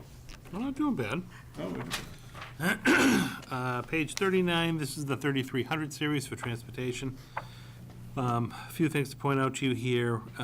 Our regular ed transportation-based contract and special ed transportation contracts, the rates have been just increased in accordance with the contracts. We've continued to have an offset to the revolving fund for anticipated fees coming in for our busing. Under special education, that did go up more than just the contract rate because, again, we're anticipating additional students coming into CHIPS. We potentially going to need additional buses to transport those students to CHIPS. So we've factored in 2 additional small buses to be able to transport students. So that's why that cost went up a little bit more than what you would see normally year over year. We may need additional vehicles. Any questions on this? I move that we approve the line item for transportation at $3,715,533. Second? Al? Aye. Donna? Aye. Aye. Thank you. Page 40, this is the 3400 series for food services. The only significant increase you'll see here really pertains to the director's position. Our current contract calls for the individual to just work the school year or 200 days, but we would like to propose in next year's budget that the individual move to a year-round position, so they work 228 days. So the only difference in salary you'll see is the proration of the salary, divided by 200 to get a per diem rate, but then multiplied by 228 to have it be a year-round position. So that's why that's increased. The program is expanded. As you know, we added breakfast programs in the elementary schools, the commissary at the high school where they're producing all the meals, and Nancy's doing a fantastic job, but we really need to support her and have her work year-round to make the job more doable. And she's in agreement with that and is willing, which is great. I agree, she's doing a great job. What do you anticipate that she would be doing, like, over the summer or, when school's not in session? Do you want to talk about it? Well, for this summer coming up, we have a lot of capital projects with the capital budget being approved, so that's going to be very big for this particular summer and probably the next summer. And then she also has plans to, update the website, more tools to families, getting more things available for them to see, and that's also mostly done in the summer. Okay. Great. I move that we approve the line item for food services at $117,512. Second? Al? Aye. Donna? Aye. Thank you. Page 41, the 3500 series. This is for the athletic department in the schools. A couple of just notable differences here. The individual line items haven't varied significantly, but Donna had specifically asked that we try to incorporate in a couple of different areas, this one and then also student activities. offsets to the revolving fund to really show what the true operating cost of, say, the athletic department is. So we've done that, and what you'll see is largely the athletic coach stipends had previously just always been charged to the revolving fund. So we've actually included that as a line item within the budget, and then an offset of what our anticipated student registration fees and then gate receipts would be. So those two line items would typically kind of run through the revolving fund. Obviously, the red line is still going to be the revolving fund. You're still going to have offsets to it, but we're incorporating it all on this page to provide a better picture of exactly what it really costs to run our athletic program. You know, other smaller increases down below, you know, game officials and police details is expected to go up, and again, that's just based on historical trends and costs. Transportation going up just a little bit, again, based on our per vehicle, per event transportation, and a modest increase in supplies for the schools. But I think it's nice to be able to show all the, Donna, I hope you agree, to show all the cost and offsets on this one particular page. I have a question on the athletic student assistant. Is that for the students who help out at the games, managing the clocks and?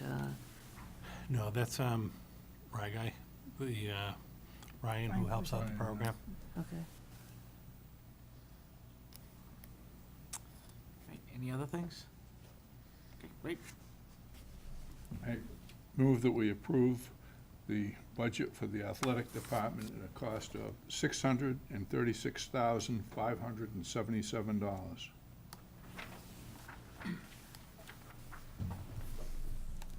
You have a second?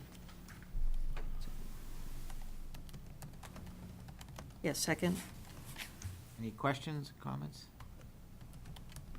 Can that money from the athletic student assistant is,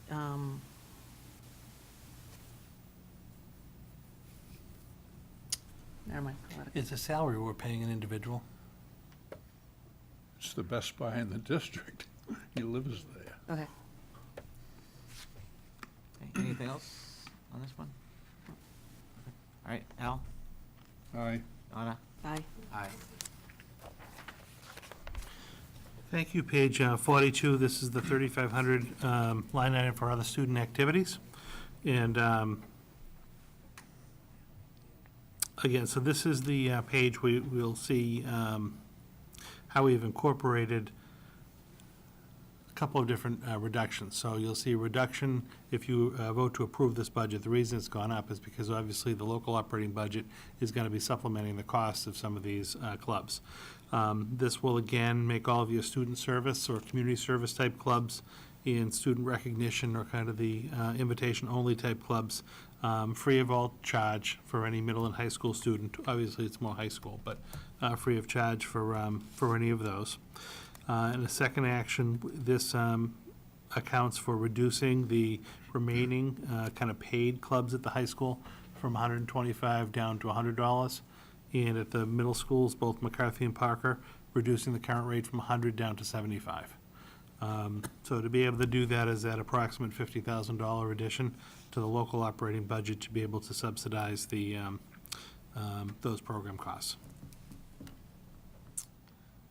Questions? I Still- move, Sorry. I move that we approve the other student activities line item at $153,940. Second? Still strange we have just those I couple know. activities. Yeah, why Every year. can't we get rid of those? I know. Just- I know, but we can work at this, okay?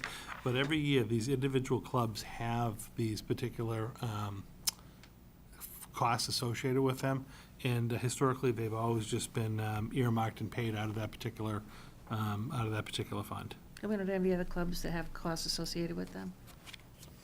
Are there other? Yeah, that we should list here? If we're not gonna remove these, is there other we should list? Well, others not subsidized by the local budget. Okay, gotcha. These are the only ones that actually are subsidized by the local budget. And is the newspaper doing something new that they now have They were gonna go electronic, from what I understand, and then they've decided to go back to produce at least 1 or 2 paper copies a year. Yeah. So they want to have a little bit of seed money to be able to do that. What is the criteria for having your club subsidized by the local budget? Is there a criteria? Someone makes a motion to put it in the local Okay, budget. gotcha. All right, thank I you. honestly don't know the history. All right. These have been here forever. Okay. And small steps, don't I? Okay, so- We're trying to work We it through. could, we should pay for them all, but, you know. Fine. it's just I know, that- and some of the, the I mean, this is pick. budgeted by like department coordinators, so for example, for the math team, Yep. he's working closely with the math team coaches and that this is the Sure. cost that they need to actually run that program. I'm surprised, like, do they have a robotic club? Yes. And that's not. I know, That's not I'm- clear. Self-fund through They collect things and make, The robots pick. we send them out and get what they can. It's in But that's an John. expensive. No, you would I think. hear exactly what you're saying. I know. Okay, so, I mean, I think that Yeah, obviously, it's true. we definitely have come a long way, okay, absolutely, but I think it's these kinds of things that we still just need to refine a little bit. Okay, small steps. Baby steps. Actually, these have been big steps. They're just not perfect steps. All right, so we have a motion and a second. Al? I moved, Oh, I think you already did it. Oh, you did you? Did we have No, one? we All right, we didn't. All right, sorry. My mistake. Okay. Go ahead. next one. No, do we, Oh, I don't we think had a we did motion this and a second on this already? Circled it. Do we vote? We just have to vote? Okay, I don't think we voted. Aye. aye. Aye, just in case. Okay. We got it. I didn't think we did. Now we're on to page 43, which is school security. Again, no significant increases here. The only reason you're seeing a jump in budget would be to basically eliminate the cost of the student parking at Chelmsford High School. So if you recall earlier in the school year, we separated out the costs for the student high school parking from the regular transportation offset, so that's why it appears here in FY19 as that -33. So if we eliminate that 33 offset, basically make parking free, that's why you don't see it carried over to the fiscal 20 column. But to do that, obviously, we need to subsidize that cost. That's the only real increase in this particular page. So by this action, you'd be eliminating the parking fee at the high school. Any questions? I move that we approve the line item for school security at the cost of $201,279. Second? Al? Aye. Donna? Aye. Aye. Thank you. Page 44, 4100 series. This is our custodial and facility services. No significant increases as far as personnel are concerned. This is a contract year for us, so if you recall, 3 years ago, we went out to bid and awarded 3 different cleaning contracts to 3 different companies. One cleans our elementary schools at night, a different company our middle schools, and a third company the high schools. So we have anticipated an increase in costs for that. Likewise, working with Brian and facilities, we're just having a hard time kind of keeping up with the increases in our supplies, costs for bags and toilet paper, things like that is just going up. So that's why you see the custodial supply lines going up a little bit. The only other thing I did do is, under our overtime budgets, up in the first section, you will see that the general went up a little bit. We've obviously realized, and this was our first time doing this, that the 5,000 was too low. You've got a couple of years of actuals that are trending significantly higher. So we're just trying to put that more in the ballpark of where it should be. And, of course, when we were building the budget, it was earlier in the winter. We haven't experienced a lot of snow overtime, but I do think this is kind of an odd year that we haven't had a lot of snow. But we're trying to get that more in line with a year ago's snowfall. So again, not a significant increase, but just want to point that out to you. Any questions? I move that we approve the line item for custodial services at a cost of $1,720,247. Second? Al? Aye. Donna? Aye.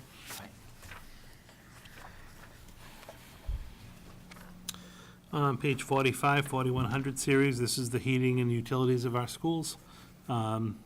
You'll see in this particular account, we only have 4 accounts, fuel, electricity, telephone, and water. And Joanna has just baked in some accelerators based on current year trends. So we recommend approval of these line items. How are we doing this year with all this? Right?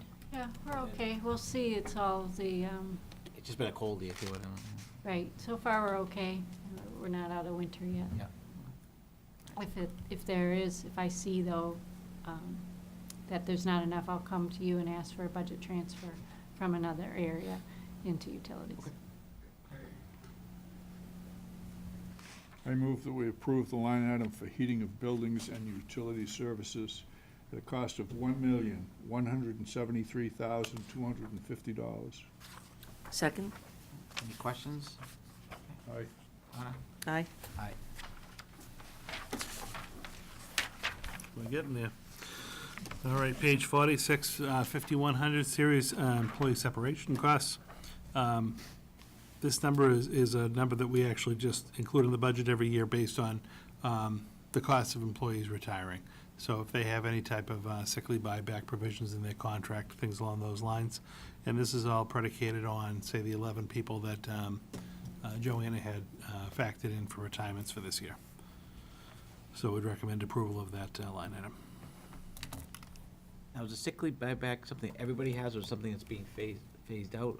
It's a phased-out benefit. All of the contracts basically contain a clause that say employees hired after X date aren't eligible any further. So we're limited to the people who were hired prior to that date who are still working for us.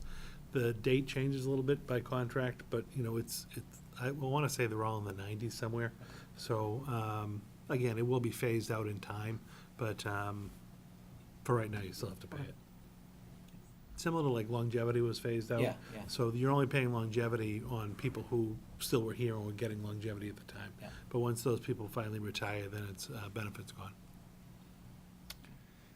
I move that we approve the line item for employees' separation costs at a cost of $228,486. Second? Al? Aye. Anna? Aye. Aye. Page 47, 9300 series. This is our special ed tuitions. And you'll see a couple of things on this particular page. We are anticipating a reduction in special education tuitions for next year.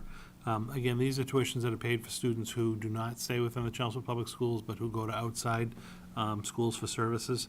And we have several students who are currently in very expensive out-of-district placements who are aging out of their programs during the course of this spring.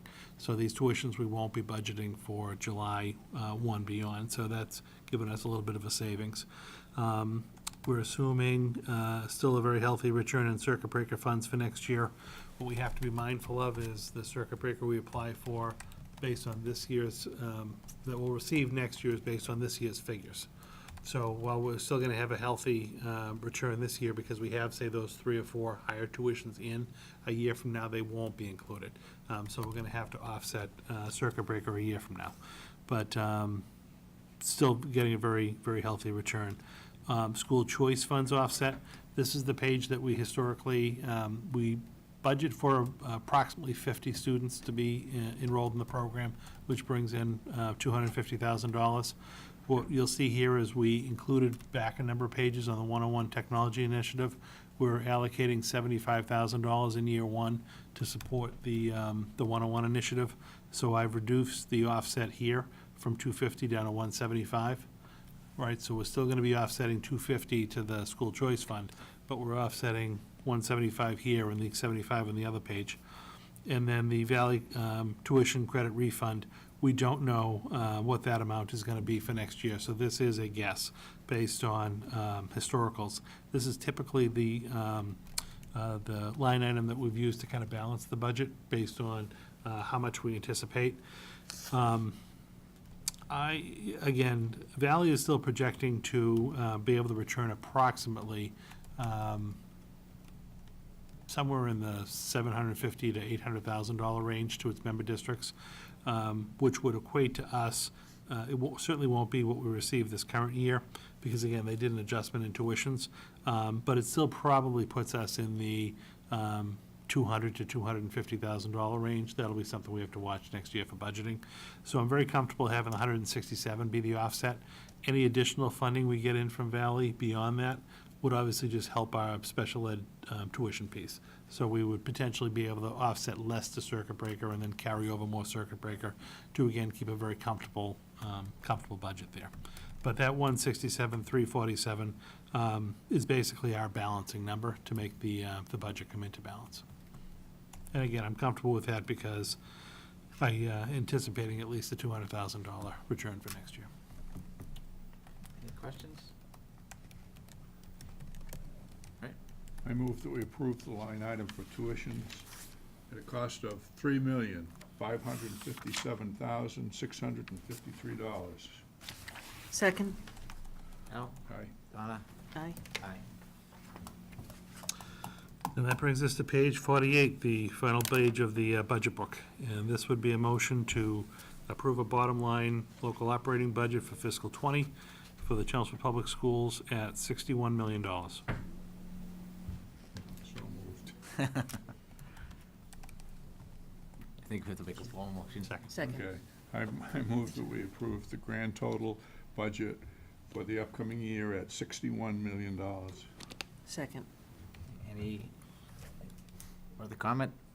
Okay, Al? It's good that it came out nice and round. Yes. Donna? Yes, aye. Aye. Okay. Great, thank you very much. A couple of notes, this is work in progress, so a budget is just kind of your roadmap for next year. It can be amended at any time by the school committee, but this gives us a very strong foundation to start next year. We can start our process of hiring and planning, and I think we're in really solid shape. We'll have some internal meetings with the representatives of the town's finance committee over the next couple of weeks. Internally, they'll come in and talk to us and review our budget with us. We'll then have a hearing with the finance committee sometime at the mid to late March, going into town meeting. And then at town meeting is when we'll actually present this to town meeting and hopefully gain their support and have a budget set. It is worth noting that we work very closely with the town manager so that our budget recommendation falls in line with what he is recommending. So I think that's always a positive when we're working closely on that. And I'm very happy with what we've been able to accomplish within this document. I think it really contains a lot of the programs and services we've been talking about. I think it sets us up in really strong shape for next year. And as any little tweaks are needed or whatnot, as always, we'll report to you. And to Donna's point earlier, we could talk about, how to incorporate additional reports online for the viewing audience. That's not a problem. So I thank you for your support. I'd like to commend the administration for all the adjustments that have made. It shows that we've been really listening not only to the committee, but the community and concerns that they've had for a long time. I think it's great. All right, I think we have a field trip. You do. You actually have a few. Let me pull it up real quick. So originally, when I sent the packet to you last week, oh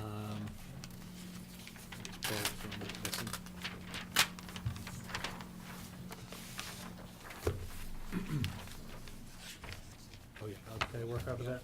So there were 4 field trips. They're all high school related, and then just earlier this afternoon, we did receive a 5th field trip also for the high school, for students to be able to attend the wrestling New England's this weekend. So I'm recommending approval of 5 field trips in total this evening, all high school related. The first one is Chelmsford High School's grade 9 to 12 performing music students to attend the MMEA All-State Festival, February 28th to March 2nd in Boston. A second field trip of Chelmsford High School's qualifying DECA students to attend the DECA State Qualifiers, March 7th to 9th in Boston. A third trip is the Chelmsford High School senior class representatives going to Windham, New Hampshire on March 13th to make their final arrangements for the prom. Fourth trip is the Chelmsford High School qualifying CHS Theater Guild students attending the Theater Guild METG Finals, March 28th to 30th in Boston, Mass. And then today's last one that I put in your packet, a fifth one. This is the Chelmsford High School select members of the wrestling team going to this weekend, March 1st and 2nd. It's a Friday, Saturday, just one overnight. Providence Career and Technical Academy in Providence, Mass. Again, for the New England wrestling. It's Providence, Rhode Island. Oh, Providence, Rhode Island, I'm Yep. sorry. It's been a long night. This is for the New England Wrestling Tournament. Would you prefer that we do separate? You can do them as a package. Okay. I move that we approve the 5 high school field trips that have been presented to the committee. Second. Discussion? All in favor? Aye. Aye. 3-0. Any liaison reports tonight?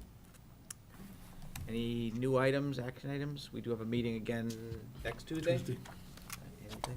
If you think of anything, you can email me, but otherwise, okay. Would anybody like to address the committee? Public comment?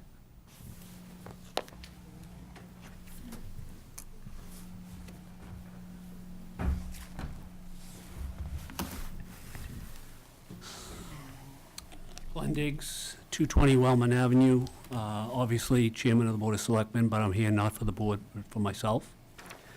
I have one minor point and one major point.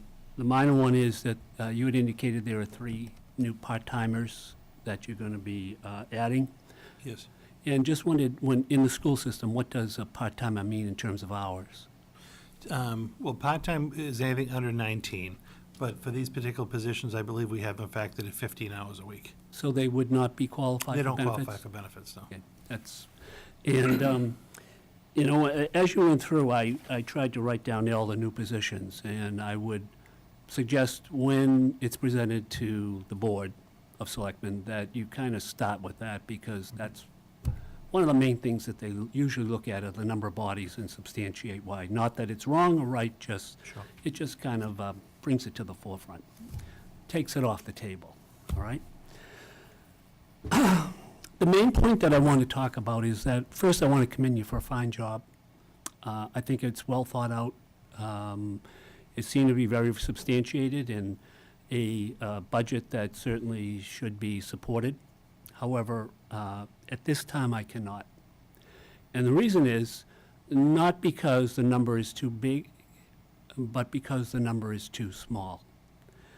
I feel that there is a position that has not been added to the system, whose time has come and cannot wait any longer, and that is a person who addresses the social, emotional, and counseling of the students. That position needs to be in place. You know, I can speak firsthand from it because from the time I was in middle school to the time I was in high school, I was bullied. And it affected me emotionally and socially. And it still affects me today, even though it's been 50 years since then. And in the town's budget, there are a number of new positions. There is a position for a OSHA, full-time OSHA trainer. There's a position for a community resource person who is kind of a social worker, you might say, for people who are not in the schools, who are out in the higher places in society. And there's also a safety officer for the middle schools. Those 3 positions are positions, just like a position would be for a social, emotional, and counseling person in the school system. The harm that we do for those students who don't have a physical ailment, who don't have a bad arm or a bad eye or a lame or whatever the case may be, those things that they carry within them are, in many cases, much more severe than what is obvious. And that the time has come that there should be at least a person who deals with that. I'm not saying I don't know the system. I don't know if it should be in the high school, in the middle school, or the elementary school, but it should start, and it should start now. If the town has the money to add people, then it should have the money to add this kind of person, all right? And I know that the budgets between the town and the school are like church and state, but they all come out of the same bucket. And the monies that are put on the table for one of these new positions that the administration wants, I feel should be added to the budget of the school system, and that position should be funded.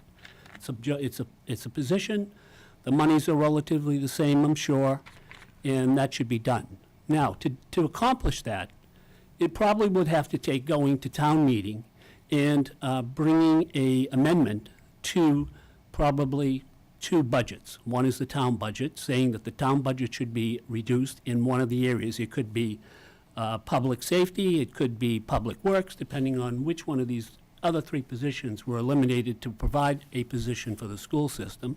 And at the same time, amendment to the school budget, saying that the school budget should be increased by the same amount of money so that you could add one person to the system.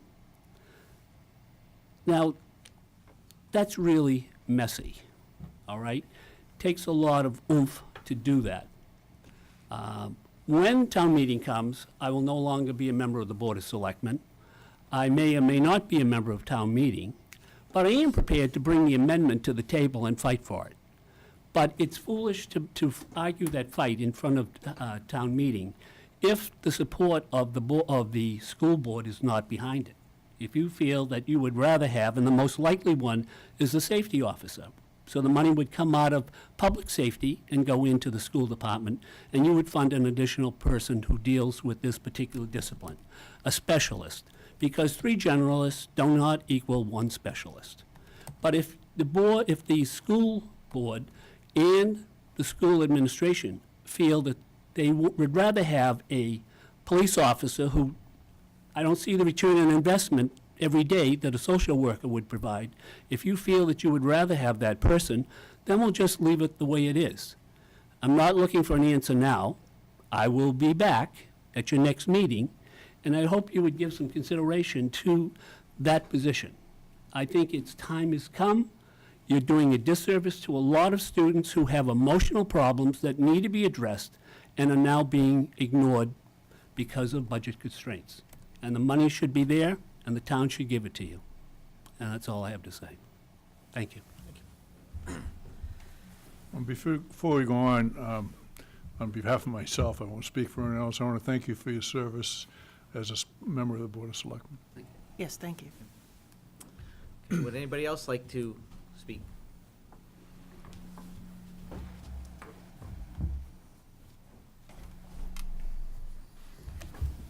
Hello, I'm Hannah Barker from Newtown Way.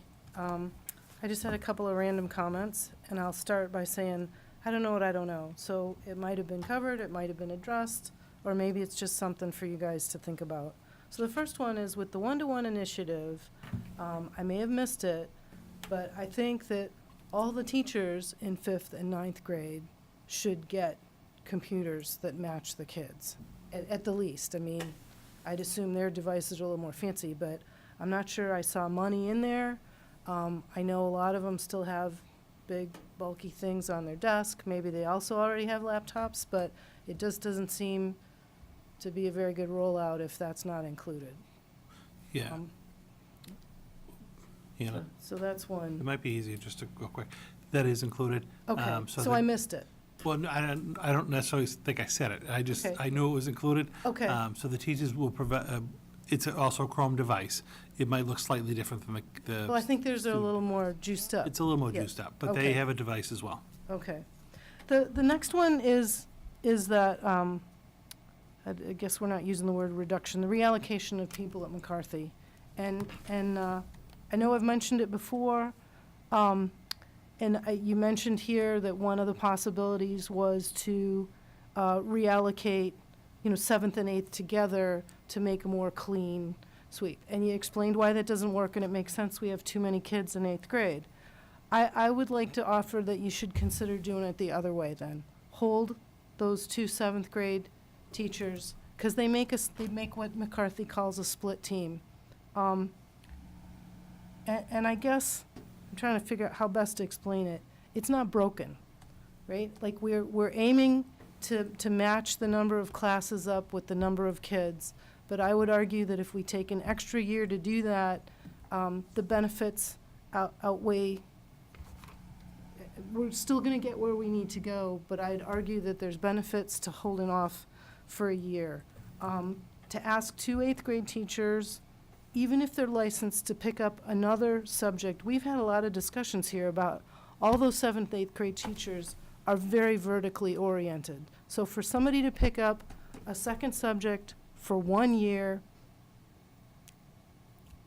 I have concerns about that. Whereas if you don't make the change, they all know what they're doing, they all teach their subjects, and you're sending 50 kids off to the high school after a year of this. If nothing changes, I know they'll be excellently prepared.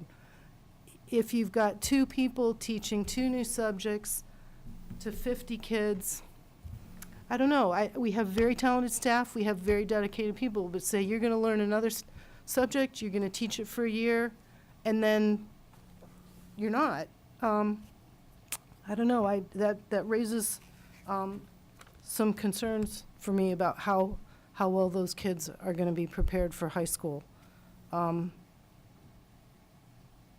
Yeah. And my last thought is on that. Where is it? It's the $60,000 you'd earmarked, and I realize for the contracted servants in the superintendent's budget for looking at your social media. I think that's a really good idea. It sounds like this is a preliminary thought and that you're going to be doing more work as you identify that, but I would strongly recommend to have a discussion so you know why you're doing that. Anybody can put on a new outfit and it looks great and hey, this is really awesome, it's different, it looks different, but if the function is not there, if it's not meeting the goals you've set for it, it's just different. And we've been through that in past iterations, and I feel like for that, for any money, you should have a reason as what you're looking to address and solve with that, and aim to try and get solutions that address that. The other thing is to have a really vibrant website, Twitter. I mean, all the people that contribute to that right now can tell you it's a ton of time. So also, it's not worth it to spend a lot of money to have a great new website with all these great things going on if there's no commitment to how you're going to continue to keep that up. So I'm just offering those as kind of cautions as you move forward to work on this, but yeah, it's certainly, it's not a ton of money in terms of what you might ultimately be asking for, but again, if you don't have somebody, you know, that has the time and the salary to keep that up, then it's not going to be as effective as perhaps you need it to be. So that's it. Great, thank you very much. Would anybody else like to come up? No. Okay. I'd like to comment with regard to Mr. Diggs. I'm thrilled that you're suggesting more money. However, I think before you undertake this challenge, that you should meet with members of the administration to talk about what is in place. We've created a lot of positions and put in place a lot of programs. I mean, every conference that we've been to for the last 3 years has been social and emotional, and I think it's been reflected in what we've been doing. So I just suggest that you have a handle more on what we have done, because I think you will be pleasantly surprised at some of the things that have taken place. Yes, you can make an offer. Well, what I was actually going to suggest is, under action items, that we go back and maybe do a brief presentation. I know Lorraine Wilson is still new in terms of the social, emotional, and counseling services coordinator, but to be able to talk about, you know, from the top down, as I said, a brief overview of the things that are in place. I think Mr. Diggs raises a great question, a great point. However, I think one of the things that we know about social emotional learning is that not one person, but the entire system has to be on board and involved in providing these services for them to be able to work well and to be effective. and I think we're moving in that direction. I would echo your idea that Mr. Diggs meet with you, maybe to get a sense of not only things that we have, some of the goals that we've added this year and in the strategic plan that are going to help us be able to achieve that. But I do think if Mr. Diggs has these concerns and these questions, then, and is involved and in tune as he is with what's happening, then maybe other people do too, and revisiting it one more time may not be a bad idea. At this point, I will entertain a motion to adjourn. I move that we, Oh, sorry. Sure, we can have one more. I'm sorry. Just under the gun. Well, I really want to thank the Maria Santos, 19 Parkhurst Road. I really want to thank Ms. Dix for doing this, for mentioning that, because I think that, okay, you know that I'm out there running for a position for this board and for this committee, and it's the number one thing people mention to me, that the social, emotional component of what's happening to their children is the key for them. Although we may think that nothing happens at those middle schools, even at the elementary school or even at the high school, we don't always accept each other's differences, and that is a big, big problem. I'll give you a comment that was made to me by a parent. Went to the open house for new students coming into the high school, and the comment made to me by the parent was, when I looked at that stage, I saw white males, nobody else on that stage. And yet, that is not a reflection of what we are as a Chelmsford school system. We have such a diverse group of people in our administration, in our teaching staff, in our student body. It really is not a reflection of who we are, but that's what that person saw when looking at the stage. And not to say that those people are not extremely qualified, able to do what they're doing and doing it well, but it still did not paint the complete picture. And so I think what is being said is we have to really, really be cognizant of the fact that we're in a very changed situation in our society is continuously evolving here, and our student body is evolving to reflect what's happening out there. But bullying, whatever you want to call it, that makes children from the beginning of their time in school feel uncomfortable, has been happening for all of life. It's just happening in a very different way. And I think we need to know as a system that we have things in place throughout the system that help children along the way when they need it, to talk about it, deal with it at that point, and so on. I think you already have some of those things in place. We have some of those things in place. At the Council of Schools, we had a presentation on this. I think what Mr. Thomas said is true. There are some things in place already. Are they enough? Are they going quickly enough? I think what Donna just said is very important. We need some presentation, something that shows everybody where we are in the scope of the emotional and social component of our program, of our curriculum. It's part of our curriculum. It's part of the development of the whole person. And so if we can do that, it will be very important. And after this, you probably don't want me on the board, but here we go. Very seriously, I think what he said tonight is so key. I feel for every single one of those students who goes through this.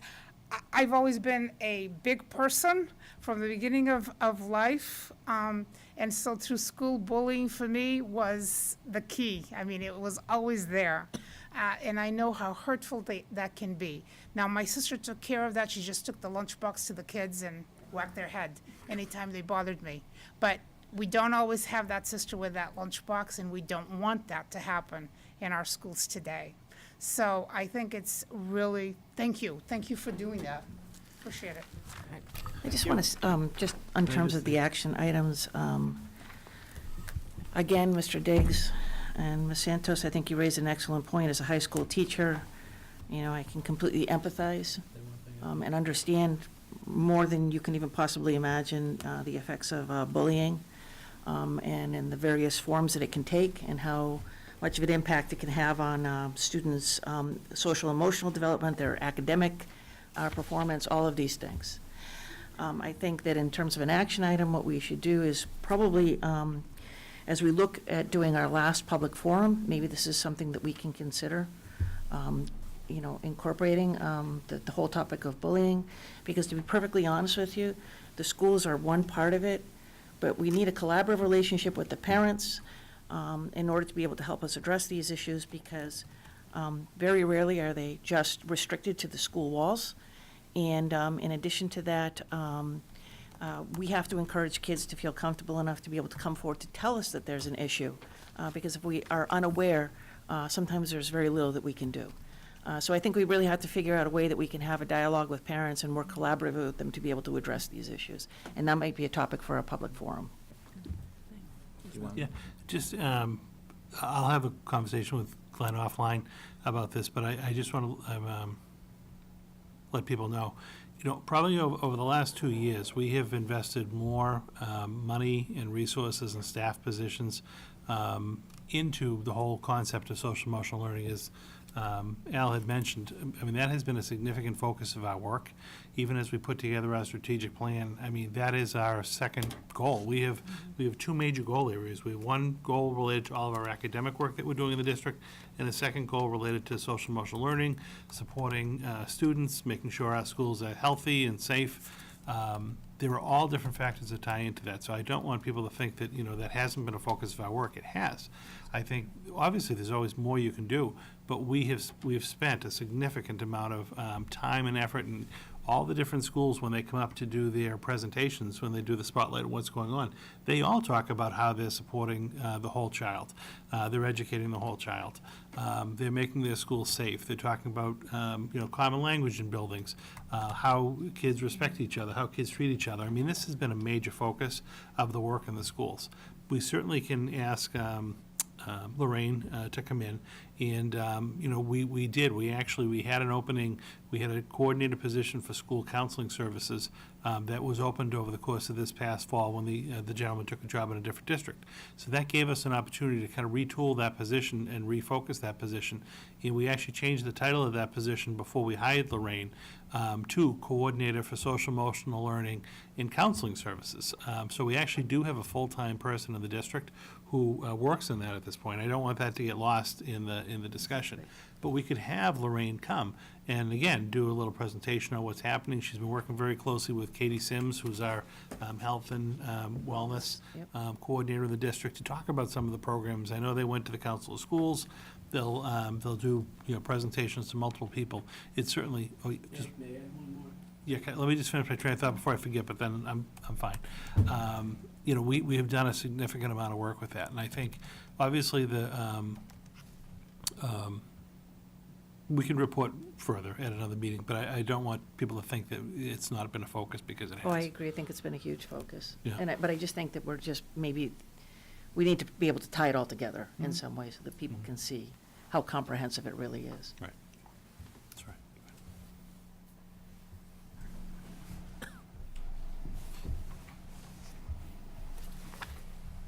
You know, I started by saying, I'm not an expert in the school business, all right?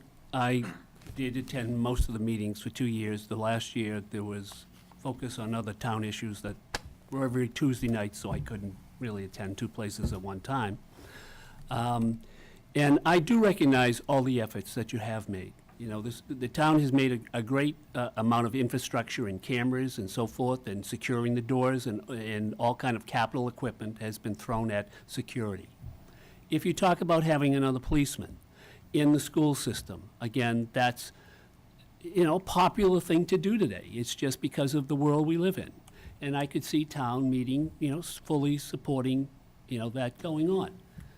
But I also look at it from the standpoint of, the town administration, and some people might argue that I don't know anything about that either, but I think I do know some of it. And that is that if there's money in the budget for this position in public safety, the question I have and that I look at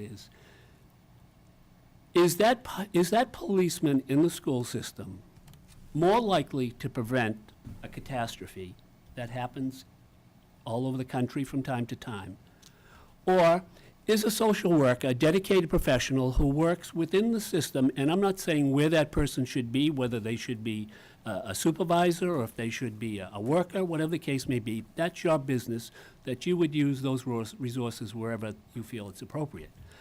But I feel that that person is more likely to save perhaps a suicide among a student than having someone come in and shoot up a school. That the probability of that person saving a life is greater on a countrywide system. if Mr. that makes Diggs, any sense. I do want to say this, as someone who works with resource officers, they are so much more than that. Sincerely, they do so much more, and they actually are another layer of social, emotional support for students.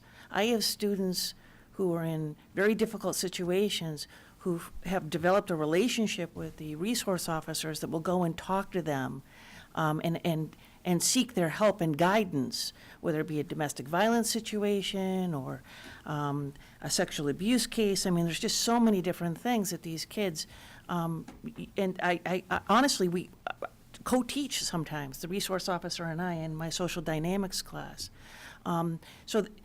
To restrict their role to just as a person who will be there in the case of a school shooting really is a disservice to the student resource officers, because their role is so vital and so important in so many ways that I think that maybe people are unaware of. And maybe we need to have Chief Spinney come in and talk about the role of a resource. They go to their own special school resource officer training. And I know that my job is easier, not just from the safety aspect, but from the social emotional aspect of having those resource officers in school to assist in issues that, are Again, huge. that's for you. I'm not telling you what to do. No, I'm throwing it on the table Absolutely. as an option for you. Absolutely. And I can also tell you that I have relatives who are children that have emotional needs. Policeman isn't, a person who you describe as a safety officer is not the person that those children should be seeing. No, it's not, they do not provide treatment, you are absolutely right. But they do provide support. That's for you to decide. I'm saying that, if you feel you can't get the money to start with a person, I will try, and it will be messy, and it may not happen, but I'm willing to try to increase your budget by an equivalent amount of money, so that you can go forward with that. But that's up for you to decide. I can't go up there and then you turn in your back and say, no, that's not what we want. We'd rather have the opposite. And to say that we don't appreciate the support it would just be ridiculous, but, because we do. And I appreciate you being here, but I guess I would strongly encourage you to sit down with Dr. Lang so he can give you an overview of everything, or any one of us for that matter.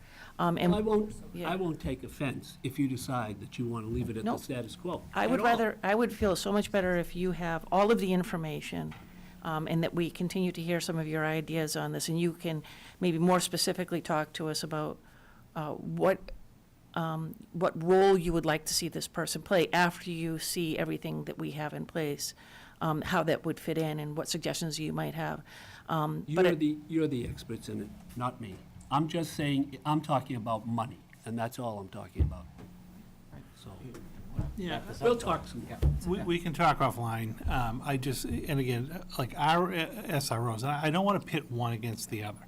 Our Well, it's guns SROs, a butter. It's the same in the town. Everything is guns a butter. If you have this, you can't have this. that's just the way it is. There's not enough money for everything. You can't fund this and you can't fund that.